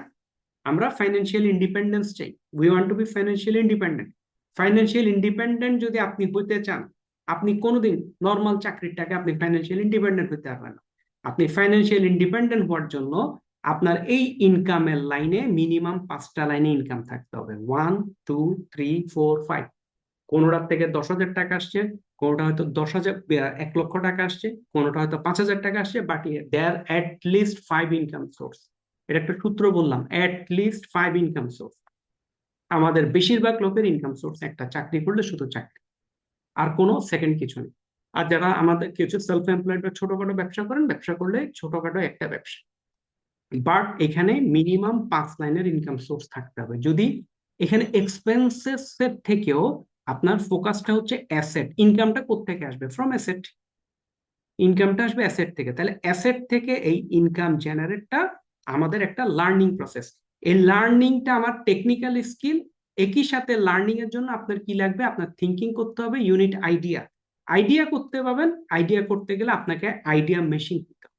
ডেইলি যদি 10টা আইডিয়া জেনারেট করতে পারেন, বছরে 3,650, ডেইলি একটা আইডিয়া জেনারেট করতে পারলে, আমরা কিন্তু কাজ শুরু করিনি, এগুলো আমাদের হোমওয়ার্ক, আপনি মিনিমাম 365টা আইডিয়া জেনারেট করতে হবে। আর পার্সিভ অ্যাসেট, আমরা যারা মিডল ক্লাস, আমরা কি করি? Middle class buys liability, they think are assets. আমরা এই মানি মাস্টারি, ফাইন্যান্সিয়াল ইন্ডিপেন্ডেন্স কাদের জন্য? ফর মিডল ক্লাস, আমাদের মতো লোকদের জন্য। আমরা আলটিমেট কিনি কি? লায়াবিলিটি। আমরা ধরে নিই আমরা অ্যাসেট কিনেছি, তাহলে আমরা কি করি? আমাদের ইনকামের লাইন যেটা ছিল একটা লাইনই আছে, আমার অ্যাসেটের লাইন যোগ হয় নাই, আমি লাইবিলিটি ক্রিয়েট করেছি, আমার এক্সপেন্ডিচার বাড়াই দিচ্ছি। মানে আমার এক্সপেন্ডিচার আগে যা ছিল, আমাদের বিখ্যাত অ্যাসেট গুলো দিয়ে আমরা আমাদের এক্সপেন্ডিচার বাড়াই, আমাদের এক্সপেন্ডিচার বাড়াই বলছি। একটা হচ্ছে নর্মালি কোম্পানির জন্য কার অ্যাসেট, পার্সোনাল আমার আপনার জন্য কার লাইবিলিটিস। তাহলে আমি কার কিনবো না? কিনবো। আমি এই জায়গায় অ্যাসেট ক্রিয়েট করব, যে অ্যাসেট থেকে এখানে যে এক্সপেন্সেসটা বাড়বে, অ্যাটলিস্ট ইকুইভ্যালেন্ট খরচটা আমি ম্যাচ করতে পারি। আমাদের কি বলছিলাম? Conscious spending. আমাদের we have to be conscious, আমাদের কনসাস থাকতে হবে, না হলে এই প্রবলেমেই আমরা পড়ে আছি। এবং আজকে আমার লাস্ট টপিকসটা এবার একটু কথা বলি। আমাদের মেজর একটা প্রবলেমটা কি? আমাদের একটা মেজর প্রবলেম হচ্ছে time value of money. Time value of money ইসলাম ধর্মে নাই। ইসলাম ধর্মে there is no time value of money, there is no inflation. কারণটা হচ্ছে ইসলাম ধর্মের সবকিছু হচ্ছে উইথ রিয়েল অ্যাসেট। ইসলাম ধর্মে যে কোনো ট্রানজাকশন যখন হয়, আপনি পুরান ইসলাম ধর্ম বলবো না, আসলে এটা আরবিক কালচারই বলতে পারেন। আপনার ইভেন দিনার টিনারও যেগুলো আছে, ওগুলো আসলে কি? রিয়েল গোল্ড, গোল্ড অথবা সিলভার। সিলভার দিয়ে করা বা গোল্ড দিয়ে করা, মানে হয় রিয়েল সিলভার বা রিয়েল গোল্ড। আপনি যখন অ্যাসেট টু অ্যাসেট হয়, অ্যাসেটের ডেপ্রিসিয়েশন হয় না, ইনফ্লেশন হয় না। ইনফ্লেশন হয় যেগুলো পার্সিভ অ্যাসেট, রিয়েল অ্যাসেট না। আমরা যে টাকাটা ইউজ করি, আমরা যে মানি ইউজ করি, এই টাকাটার একটা নাম আছে, এই টাকাটার নামটা হলো আপনার ফিয়াট মানি। ফিয়াট মানি বলতে এটা জাস্ট ফেক মানি, এখানে উপরে 10 টাকা বসিয়ে দিয়েছে, এটা 10 টাকা। একই কাগজে আরেকটা ছাপাইলো, বললো 100 টাকা, এটা 100 টাকা। একই কাগজে আরেকটা ছাপাইলো, এটা 1,000 টাকা, 1,000 টাকা। একই কাগজে গভর্নমেন্ট যদি 5,000 টাকা ছাপায়, বলে এটা 5,000 টাকা, আমরা বলবো জি এটা 5,000 টাকা। সেম কাগজ, কারণ কাগজের কোনো ভ্যালু নেই, এটা সিল ছাপ্পর মেরে দিচ্ছে শুধু।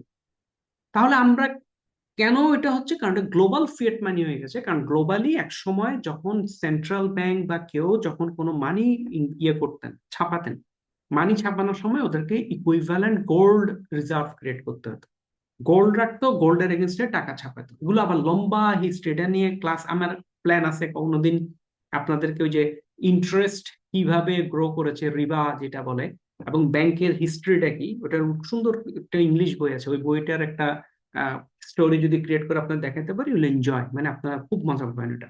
তো ওটা, দ্য ইনফ্লেশন যেটা হয় মেইনলি আপনার ওই ফিয়াট মানির জন্য, আপনার যেহেতু টাকাটার কোনো ভ্যালু নাই, ওই টাকাটার ভ্যালু দিন দিন দিন দিন দিন দিন গভর্নমেন্ট চাইলেও ধরে রাখতে পারছে না, কারণ এটার কোনো ব্যাকআপ নেই, দের ইজ নো ব্যাকআপ। এবং এটার ক্ষেত্রে দেখেন, এটা আমি একটা ইয়ে দেখাচ্ছি, এটা একটা গোল্ড কয়েন, এটা আমি জাস্ট একটা ইয়ের থেকে নিলাম, একটা ওয়েবসাইট থেকে ডাউনলোড করে নিয়েছি, ভিক্টোরিয়ার গোল্ড কয়েন। এগুলো হচ্ছে 8 গ্রামের গোল্ড কয়েন, 11 পয়েন্ট গ্রামে হয় এক ভরি, আমরা তো ভরি হিসেবে কাউন্ট করি, তো এটা হচ্ছে গোল্ড কয়েন। এই গোল্ড কয়েনটা, এটা কি আমি ভুল করলাম? হ্যাঁ, এটা ভুল করেছি, এটা ভুল করেছি বলতে এটা চেঞ্জটা হয়নি। এই গোল্ড কয়েনটার দাম, এটা আমার এই ওয়েবসাইট, এখন যে ফিগারটা দেখাচ্ছি নিচে ওয়েবসাইট দেওয়া আছে www.diamondworld.com/gold/gold coin/gold coin 8 গ্রাম। আপনারা ডায়মন্ড ওয়ার্ল্ড এর ওয়েবসাইটে গেলে পাবেন এইটা। এখানে এই 8 গ্রাম গোল্ড কয়েনটার দাম হচ্ছে 1,23,581 টাকা। এই রেটটা হচ্ছে, আমি এই সেশনটা এখন আপনাদের যেটা নিচ্ছি, এটা আমি অগস্ট মাসে নিয়েছিলাম, অগস্টের 23 তারিখ বা 24 তারিখে এই সেশনটা হয়েছিল। সেম এখন যেটা নিচ্ছে আরেকটু এলাবোরেট ছিল, আরো লং কোর্স ছিল। আজকের ডেটে এই গোল্ড কয়েনটার দাম হচ্ছে 1,75,000 টাকা, 50,000 টাকা বেড়েছে 8 গ্রাম গোল্ড কয়েনের দাম। অগস্টের 23 তারিখ, আজকে হচ্ছে জানুয়ারি 21 তারিখ, তাহলে সেপ্টেম্বর, অক্টোবর, নভেম্বর, ডিসেম্বর, জানুয়ারি, 5 মাসে এটার দাম বেড়েছে 50,000 টাকা, গোল্ড কয়েনটার দাম বেড়েছে। এবার আমি আপনাদের আরেকটা জিনিস দেখেন, এই গরুটা দেখেন। আমরা এখানে যারা আছি মধ্যবিত্ত, আমরা সাধারণত সাধারণত বলছি এই ধরনের গরু দিয়ে কোরবানি করি। আমার অভিজ্ঞতা হচ্ছে, আমি কোরবানির সাথে সরাসরি একদম গরু কেনা বেচা এটার সাথে একদম মানে কোরবানির সময় আমার মানে আমি লিঙ্ক হচ্ছে 92 থেকে। আমার আব্বা মারা যায় 91-এ। নাইনটি 91-এর কোরবানিতে অতটুকু ইনভলভ ছিলাম না, কারণ তখনও চাচাদের সাথে হতো। 92-তে গিয়ে আমাদেরই মানে চাচারা বললো তোমাদেরটা তোমরা করো, তখন থেকে আমরা করলাম। 92-তে এই ধরনের একটা গরু আমরা কিনতাম অ্যাভারেজে 7,500 থেকে 8,000 টাকা, 1992 সালে। 7,500 থেকে 8,000 টাকা এরকম একটা গরুর দাম ছিল। এরপরে গরুর দাম বাড়তে বাড়তে আপনার 2013-14 দিকে গরুটার দাম হয় আস্তে আস্তে বাড়তে বাড়তে 50,000 টাকা, মানে আমরা 50,000 টাকায় কোরবানি করি। গত বছর আমরা এই ধরনের একটা গরু কিনেছি 1,25,000 টাকার মতো, মানে 1,20,000 বা 25 আমরা এই ধরনের একটা গরু কিনলাম 2000 ইয়েতে 2025 সাল। এইবার আসেন, এই যে কয়েন, 8 গ্রামের কয়েনের দাম আপনার 1992 সালে যখন আমি একটা গরু কিনতাম 7,000 7,500 টাকায়, তখনই 8 গ্রামের কয়েনের দাম কত ছিল? তখনই 8 গ্রামের কয়েনের দাম ছিল আপনার, আমার ধারণা তখন ভরি ছিল, তখন ভরি ছিল আপনার 6,000 টাকা, 6,000। 8 গ্রাম তো ভরির চেয়ে কম, তাহলে এটা ধরেন অ্যাভারেজে 5,000 টাকা, তাহলে গরুর দাম ছিল আপনার 7,000 টাকা, আর এই কয়েনটার দাম ছিল 5,000 টাকা 1992 সালে। আমি 2014 সালে এই গরু কিনেছি 50,000 টাকায়। 2014 সালে একটা 8 গ্রামের গোল্ড কয়েনের দাম ছিল 30,000 টাকা, 2014 সালে। এখন এই গরুটার দাম 2025-এ আমি এই গরুটা কিনলাম আপনার 1,20,000 টাকা। 2024-এ কোরবানের পর পরে আমাদের সেশনটা হয় অগস্টে, তখন আমরা এই কয়েনের দাম ছিল 1,20,000 টাকা।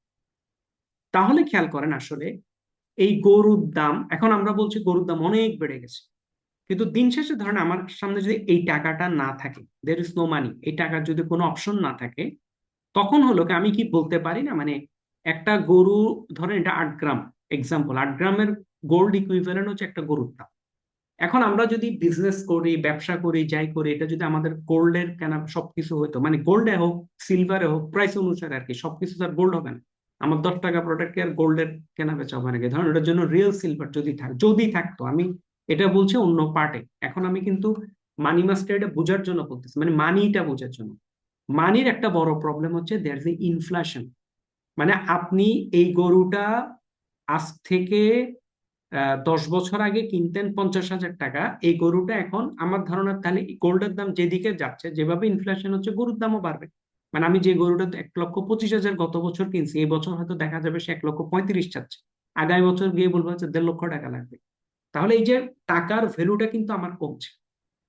এখন আপনি সেই 2014 সালে যদি ব্যাংকে টাকাটা রাখেন, আপনিও যে বললাম এফডিআর করে গ্রুপ অফ পিপল, এফডিআর করলেন ব্যাংকে, আপনি এই 10 বছরে এফডিআরটা ম্যাক্সিমাম হয়তো ডবল হয়েছে, ম্যাক্সিমাম, তাই না? তাহলে এই 10 বছরে এখানে যদি একটা 50,000 টাকার এফডিআর থাকতো, এটা হয়তো এখন 1 লক্ষ টাকা হয়েছে। এই গরুটা কিন্তু দাম বেড়েছে প্রায় 3 গুণ এই 3 বছরে। তাহলে আমার টাকার মানের সাথে প্রোডাক্টের মান বাড়ছে না, এটাকে বলা হয় ইনফ্লেশন। সুতরাং আমরা যদি নর্মাল এফডিআর, ডিপিএস এইসব জায়গায় আমরা ইনভেস্ট করি, আমি এটা একটু আপনাদের জাস্ট মাথায় দেওয়ার জন্য বলছি, তার অর্থ এই না যে আপনি কালকেই মানে এফডিআর ডিপিএস টা বন্ধ করে দিবেন। মানে এফডিআর ডিপিএস আমাদের বন্ধ করা, কারণ আপনাকে তাকে জানতে হবে। আপনাকে প্রথমে কি হলো যে ডায়েরি নিবেন, আপনার এগুলো নিয়ে পড়াশোনা করার ইস্যু আছে, স্ট্রাকচারে লিখবেন, আপনি কি করতে চান ওইটা করবেন, করার পরে ফাইনালি গিয়ে আপনি কি করবেন, আপনি এরপর ফোকাস হয়ে, আমাদের কাজটা হচ্ছে বি ফোকাসড, আমাদের কাজটা হচ্ছে ফোকাস। আপনি ফোকাস নিয়ে পরবর্তী 10-15 বছর আপনি ইনভেস্ট করবেন। 10-15 বছর পর দেন ইউল স্টার্ট গেটিং ইউর রেজাল্ট। এর আগে আপনি রেজাল্ট পাবেন না, রেজাল্টটা পেতে 10-15 বছর সময় দিতে হবে। ফোকাস থাকতে হবে, একদম ফোকাসড, ফোকাসের কোনো অপশন নেই। এবং এই ফোকাসে আপনি যদি ইনভেস্টমেন্টটা শুধু ডিপিএস এবং এফডিআর মার্কেট টাইপের জিনিসপত্র করেন, আপনার ফাইন্যান্সিয়াল ইন্ডিপেন্ডেন্স কোনোদিন আসবে না। কারণ আপনার ইনফ্লেশনের সাথে আপনার টাকার ভ্যালু বাড়বে না, টাকার ভ্যালু কমবে। আজকে ব্যাংকে আমাদেরকে যে টাকাটা দেয়, ওই 10%, 8%, 7% দেখায়, ব্যাংক ওটা দিয়ে মিনিমাম মানে যে টাকা দেন তার ইকুইভ্যালেন্ট টাকা কামাইলে সে আপনাকে 10% দিচ্ছে।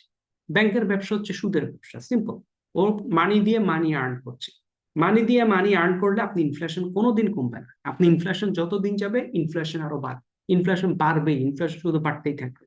ইনফ্লেশন বাড়তে থাকলে, এখন আমি আপনাকে সোসাইটি চেঞ্জ করে ফেলতে পারবো না।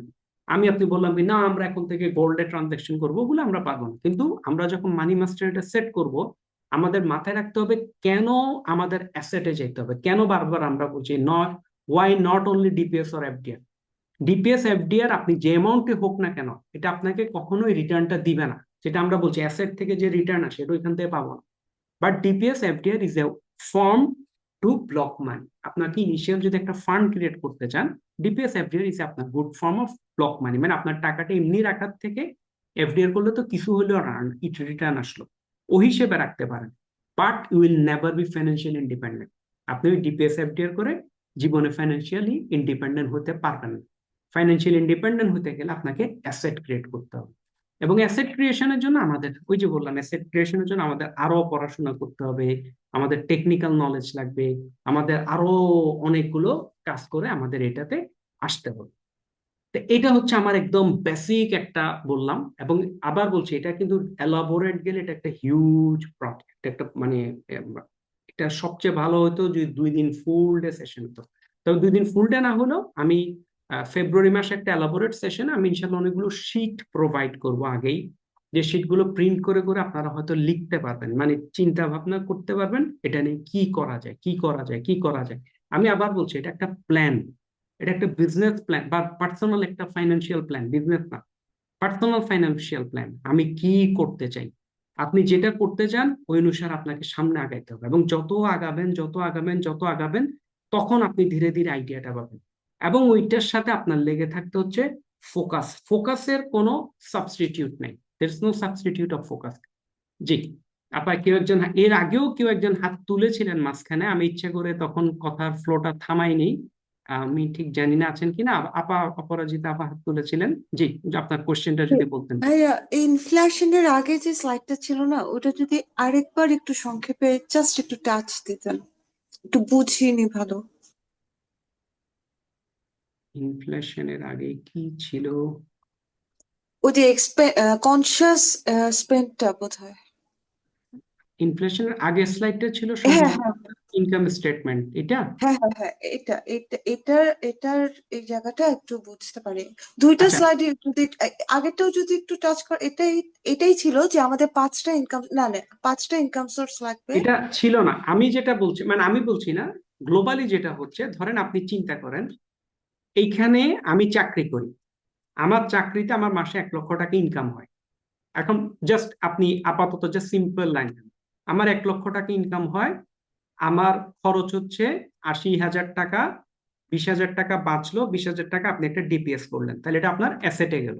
ওকে, এখন এইভাবে করে আপনি এক সময় এক সময় করছেন। এখন যারা রিচ পিপল, মানে রিচ পিপল বলতে এখানে রিচটাকে কিন্তু ইন্ডাস্ট্রিয়ালিস্ট কোটিপতি ওই সেন্সে ওরা বলে নাই। ওরা রিচ বুঝাতে চাচ্ছে আমার আপনার মতো মিডল পিপল, কিন্তু যার মাইন্ডসেট রিচ, যে জানে হাউ টু বি রিচ। ওই ধরনের লোক কি করে, ও বলছে ওর এখানে মিনিমাম 5টা লাইন থাকে ইনকাম, ইনকাম সোর্সে। মিনিমাম 5টা লাইন। একটা হয়তো ধরেন আমি চাকরি করছি, তাহলে আমার এখানে চাকরির ইনকাম এত টাকা। চাকরির পাশাপাশি আমি একটা কনসালটেন্সি করছি, আমার কনসালটেন্সি ইনকাম এত টাকা।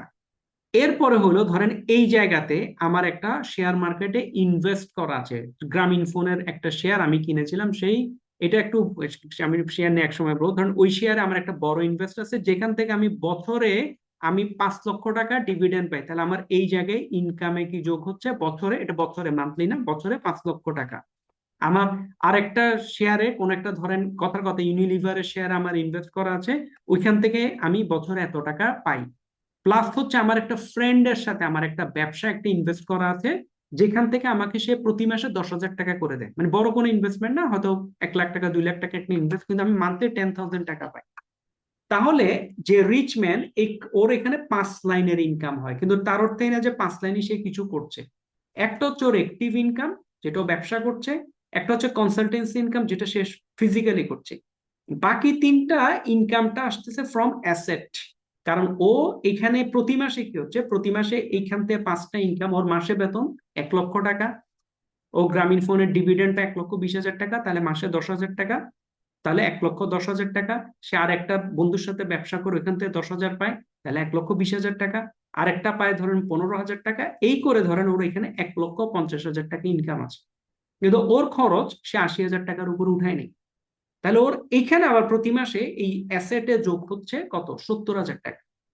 ওর অ্যাসেটটা এভরি মান্থ গ্রো করছে, এবং অ্যাসেট থেকে সে এখান থেকে একটা ইনকাম জেনারেট করেছে।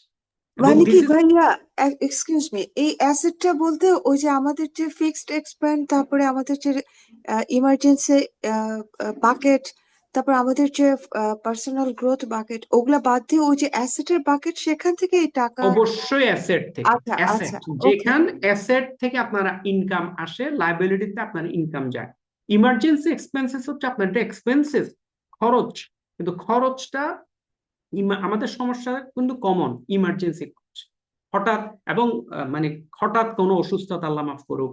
তারপর হচ্ছে আপনার যেটা খুব কমন, হঠাৎ করে আপনাদের ফ্রিজটা নষ্ট হয়ে গেল একটা, এবং ফ্রিজ নষ্ট হলো, দোকানে নিলেন, দোকান ফ্রিজটা দেখলো ধরেন 10 বছর চলছে, বললো কি স্যার বা ম্যাডাম আপনার এই ফ্রিজের তো কম্প্রেসরটা, আপনি এটা চেঞ্জ করতে গেলেও 10,000 টাকা খরচ হবে, মেশিন টেশিন, এই 10,000 টাকা খরচ করার পর আপনি যখন ঠিক করবেন দেখা যাবে এটা আর ঠিক হচ্ছে না। মানে এটা তার থেকে স্যার এটা বাদ দিয়ে দেন, এটা আপনি এমনি বেচে দেন, বেচে দিয়ে যতটুকু টাকা পান পেলেন, আপনি আরেকটা কিনে নেন।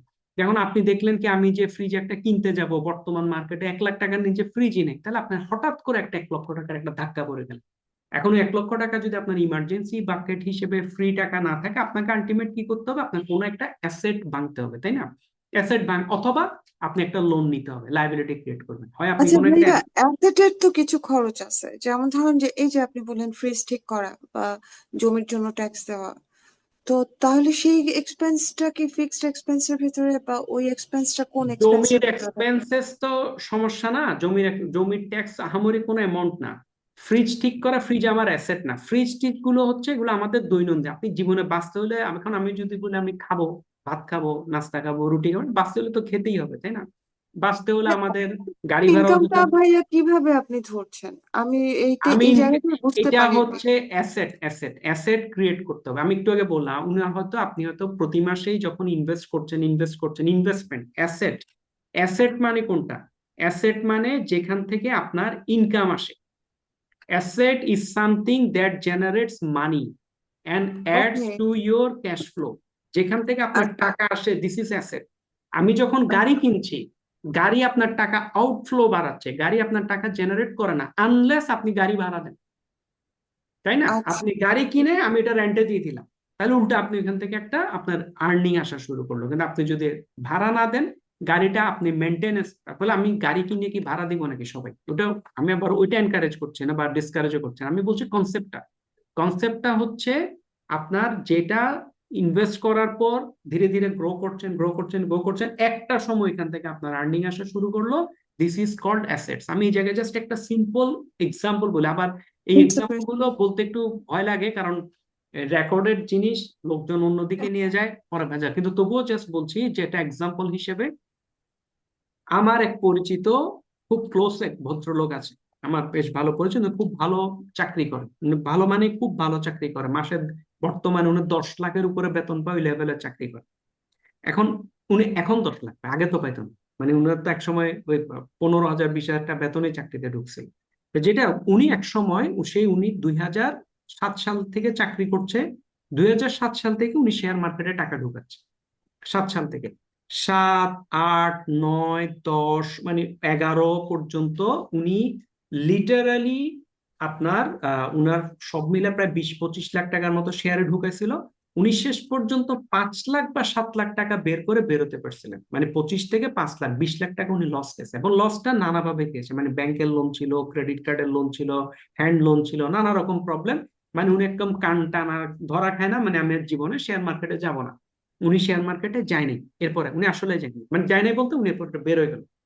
বের হয়ে উনি ওই 5 লাখ টাকাটা নিয়ে উনি এরপর উনাদের ওখানে একটা ল্যান্ড বিক্রি করেছিল গ্রামে, ওইখান থেকে বোধহয় 15-20 লাখ টাকা পায় সবকিছু মিলে। এরপর ওনার যে হ্যান্ড লোন টোন ছিল, লোন টোন গুলো দিয়ে উনি ওই 10-15 লাখ টাকার মতো ছিল। ওই 10-15 লাখ টাকায় ওই সময় শেয়ার মার্কেট যখন কলাপস করে, মানে শেয়ার মার্কেট কিন্তু পুরো 2009 সালে ম্যাসিভ কলাপস করে, সবাই ফকির হয়ে যায়, লিটারেলি ফকির। এখন তো ফকিরই চলতেছে অনেক বছর ধরে, কিন্তু ওইটা হচ্ছে একদম ধাম করে পড়ে যায়। একটা এক্সাম্পল দিলে বুঝবেন, ধরেন একটা স্কোয়ার ফার্মার শেয়ারের দাম ছিল 3,700 টাকা। সে স্কোয়ার ফার্মার শেয়ারের দাম কমতে কমতে 1200-1400 টাকায় আসে, পরে এটা আবার 10 টাকায় কনভার্ট করার পর 100 টাকায় 150 টাকা হয়ে যায়। তো গ্রামীণ ফোনের শেয়ারও ওরকম ছিল, গ্রামীণ ফোনের শেয়ার প্রথম থেকে 10 টাকা ছিল। গ্রামীণ ফোনের শেয়ার দাম তখন ছিল 435 টাকার শেয়ার। সেই শেয়ারের দাম কমে 140-150-এ চলে আসে 2009-10 সালের দিকে, মানে শুধু 140 টাকা 50 টাকা। ওই লোক তো ধরা টরা খায় সবকিছু মিলে, মানে তবা খায় না, আমি আর জীবনে যাব না। উনি এরপর কি করেন, ওনার যে এই পুরা 20 লাখ টাকা বা 25 লাখ টাকা যেটা আবার পরবর্তীতে পেল, পুরা টাকাটা উনি শুধু গ্রামীণ ফোনের একটা শেয়ার কিনে রেখে দিয়েছেন। পুরা গ্রামীণ ফোনের শেয়ার, অন্য কোনো ইনভেস্ট করেন। এটা উনি একদম ফোকাস করে করেছেন। উনার কথা হচ্ছে আমি এবার জীবন আর কোনো সেকেন্ড শেয়ারও কিনবো না, শেয়ার বেচবো না, কিছু করবো না। উনি এরপর আপনার এই গ্রামীণ ফোনের শেয়ারই কিনবেন। মানে প্রায় উনি সেই 2000 কোন সাল থেকে বলছি, 14, 9, 10 থেকে 10, 11, 12, 13, 14, 15, 16, 16 সাল পর্যন্ত বা 17 সাল পর্যন্ত উনি শুধু একটা শেয়ারই কিনেন। উনার যা কামায় যেখানে পায়, উনার প্রভিডেন্ট ফান্ড নাই, কোম্পানিতে উনার প্রভিডেন্ট ফান্ড নেই, উনার বেতন হাই কিন্তু প্রভিডেন্ট ফান্ড নাই, উনার কোম্পানিতে গ্র্যাচুইটি নাই, উনার ডিপিএস নাই, উনার এফডিএন নাই, উনার কিছুই নেই। আই নো হিম পার্সোনালি, খুব ভালোভাবে চিনি। উনি পুরা টাকাটা, উনার এন্টায়ার ইনকামটা কোথায় গেছে জানেন? শুধু গ্রামীণ ফোনের শেয়ারে। এরপরে গ্রামীণ ফোনের শেয়ার কিনতে কিনতে এক পর্যায়ে ওনার গ্রামীণ ফোনের শেয়ার হয়ে যায় 1 লক্ষর উপরে, মোর দেন 1 লক্ষ, অনেক উপরে না, প্রায় 1 লক্ষ গ্রামীণ ফোনের শেয়ার স্টিল উনি হোল্ড করেন। উনার 2018 সাল থেকে আজকে পর্যন্ত, মানে 18, 19, 20, 21, 22, 23, 24, 25, এখন 26-এর পাবে, মানে আজকে 8 বছর ধরে উনি বছরে গ্রামীণ ফোনের ডিভিডেন্ড পায়, শুধু ডিভিডেন্ড 22 লক্ষ টাকা। মানে Wow. এখন ওয়াও বলছেন তো এটা শুনতে ভালো লাগতেছে, কিন্তু মাঝে যে শেয়ার মার্কেটের যে একটা বাবল করলো, আপনার মার্কেট ক্র্যাশ করলো, উনার যে কান্নাকাটির টাইম গেল, উনার 20 লাখ টাকা লস করলো, ওগুলো কাউন্ট করবেন না? আজকে ওয়াও বলে তো লাভ নেই, বাট উনি এই রেজাল্টটা পাইতে উনার 7-8 বছর টাইম লাগছে। ইট টুক 6 to 7 ইয়ার্স টাইম উনার এইটা করার জন্য। মানে আহ, উনার এটা ক্রিয়েট, এবং ক্রিয়েট করতে উনার সুবিধা কি ছিল? উনার ক্রিয়েট করতে একটাই সুবিধা ছিল, এটা হচ্ছে উনি আইডিয়াটা নিয়ে কি করবে একটা টার্গেট করে উনি একদম ফোকাস ছিল। এখন আমার কথা শুনে আপনি কালকে থেকে গ্রামীণ ফোনের শেয়ার কেনা শুরু করলেন, শুরু করে 10 দিনের মাথায় আপনি বা 2 বছরের মাথায় হয়তো দেখা গেল একটা লস খেলেন, আমার গালি দিবেন। তো সুতরাং ওই জন্যই বলছি, এগুলোর যে এই ধরনের ডিসিশন নেওয়ার আগে আপনাকে একটু নলেজ গ্যাদার করতে হবে। মানে এখানে একটা ট্রেনিং এ জয়েন করলাম, বলছিলেন গ্রামীণ ফোনের শেয়ার কিনলে এটা হয়, আমি গ্রামীণ ফোনের শেয়ার জায়গা জমি বেচে কিনে ফেলো। এটা প্রসেসটা ওইটা না, প্রসেসটা হচ্ছে আপনাকে জানতে হবে, আমি জাস্ট আপনাকে বোঝানোর জন্য বললাম। তাহলে ওই লোকের এই মুহূর্তে ইনকাম লাইন দুটা উনার, একটা লাইন হচ্ছে উনার স্যালারি, সেকেন্ড লাইন হচ্ছে উনার ইনকাম ফ্রম শেয়ার। তাই না? মানে ওনার একটা সেকেন্ড 2 লাইনের ইনকাম হচ্ছে, এবং 2 লাইনের ইনকামে ওনার একটা ভালো ইনকাম বর্তমানে। উনি যে ডিভিডেন্ড ইনকাম, এবং আরো বলি, উনি ওই ডিভিডেন্ড ইনকামের টাকা উনি কোনোখানে ইনভেস্টও করে নাই, উনার একটা ব্যাংক অ্যাকাউন্টে ওটা আছে, উনি ওটা এফডিআরও করে নাই, উনি কিচ্ছু করে নাই। ওনার কথা হচ্ছে এটার মতো এটা থাক, ধরে আমার নাই। বাট এটা হলো ইস্যু, মানে আপনাকে একটা ফোকাস যদি থাকেন, এখন আপনি যদি আহ, আমি এদিকে শেয়ার কিনবো, এদিকে এফডিআর করব, এদিকে গোল্ড কিনবো, এদিকে আপনার ধরেন আমি ব্যবসা ইনভেস্ট করব, ওদিকে বন্ধুর সাথে ব্যবসা করব, সবগুলো যখন করতে যাবেন আলটিমেট কোনোটাই গ্রো হয় না। তো জন্য ফোকাস থেকে কি করবেন একটা ডিসিশন নিয়ে আগাইতে হয়, এবং it should be long term decision, short টার্মে কিছু না। কিন্তু ভাইয়া 5টা ইনকাম সোর্স আমাকে বাড়াইতে হলে তো আমাকে এরকম দিকেই দৌড়াদৌড়ি করতে হবে। না, আপনাকে প্ল্যান করতে হবে, আপনাকে ফোকাস থাকতে হবে, এবং আমি আবার বলছি এটা শর্ট টার্মের কোনো প্ল্যান না।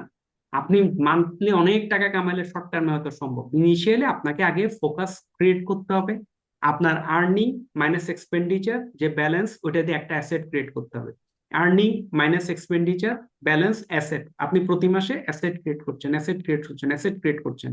ওই অ্যাসেট থেকে যখন আর্নিং আসা শুরু করবে, ধরুন অ্যাসেটের আর্নিং আসা শুরু করলো আপনার হয়তো 5 বছর পর থেকে, আপনি তখন ওই অ্যাসেট নাম্বার 1 এর টাকা দিয়ে আপনি অ্যাসেট নাম্বার 2 ক্রিয়েশন শুরু করুন। এবং এগুলো সবচেয়ে ইফেক্টিভ হয় যখন ইয়াং বয়সে কেউ শুরু করতে পারে এখন। সুন্দর আইডিয়া, ইয়েস স্যার। এবং best way to start this is 18 years, 19 years. আমাদের দেশে তো মা বাবা ওই বয়সে মানে টাকা নিয়ে কথা বলাই তো পাপ, তাই না? কয়জন আছেন মা বাবা ছেলেকে টাকা পয়সা নিয়ে বোঝানো ইয়ে করেন? তারপর কারণ আমরা কেউ শিখাই না, আমরা নিজেরাও যাই না, জানলে না শিখা, এবং মাঝখান থেকে সাফারার সেই ছেলে মেয়ে। আমরা তো আজীবন শিখে আসি একটা মাথার উপরে একটা ছাদ, তোমার মাথার উপরে ছাদ না থাকলে তুমি শেষ। এই মাথার উপরে ছাদ করে করে তো আমরা শেষ, এই জাতি। শত শত বাড়ি করার পরও মানে মন ভরে না, মাথার উপরে ছাদ লাগবে, আমাদের সব দেশে মাথার উপরে ছাদ লাগবে। তো যাই হোক, তাহলে আমরা আজকে এইটুকুই রাখি ইনশাল্লাহ। কোয়ারি তো থাকবেই, কথাবার্তা হবে, গ্রুপেও মেসেজ দেওয়ার অপশন আছে, কোনো কোয়ারি থাকলে বলেন, গ্রুপে রিপ্লাই দিব ইনশাল্লাহ। ওকে। জি, আজকে তাহলে এইটুকুই রাখি। জি ভাই, স্যার, কেউ স্লাইড আর রেকর্ডিং গুলো কি শেয়ার করা রেকর্ডিং হবে? রেকর্ডিং পেয়ে যাবেন, রেকর্ডিং পেয়ে যাবেন ইনশাল্লাহ, স্লাইডও দিয়ে দিব ইনশাল্লাহ। জাজাকাল্লাহ স্যার, আসসালামু আলাইকুম। জি, ঠিক আছে তাহলে, জি, আসসালামু আলাইকুম রহমতুল্লাহ। ওয়ালাইকুম আসসালাম। Thank you sir.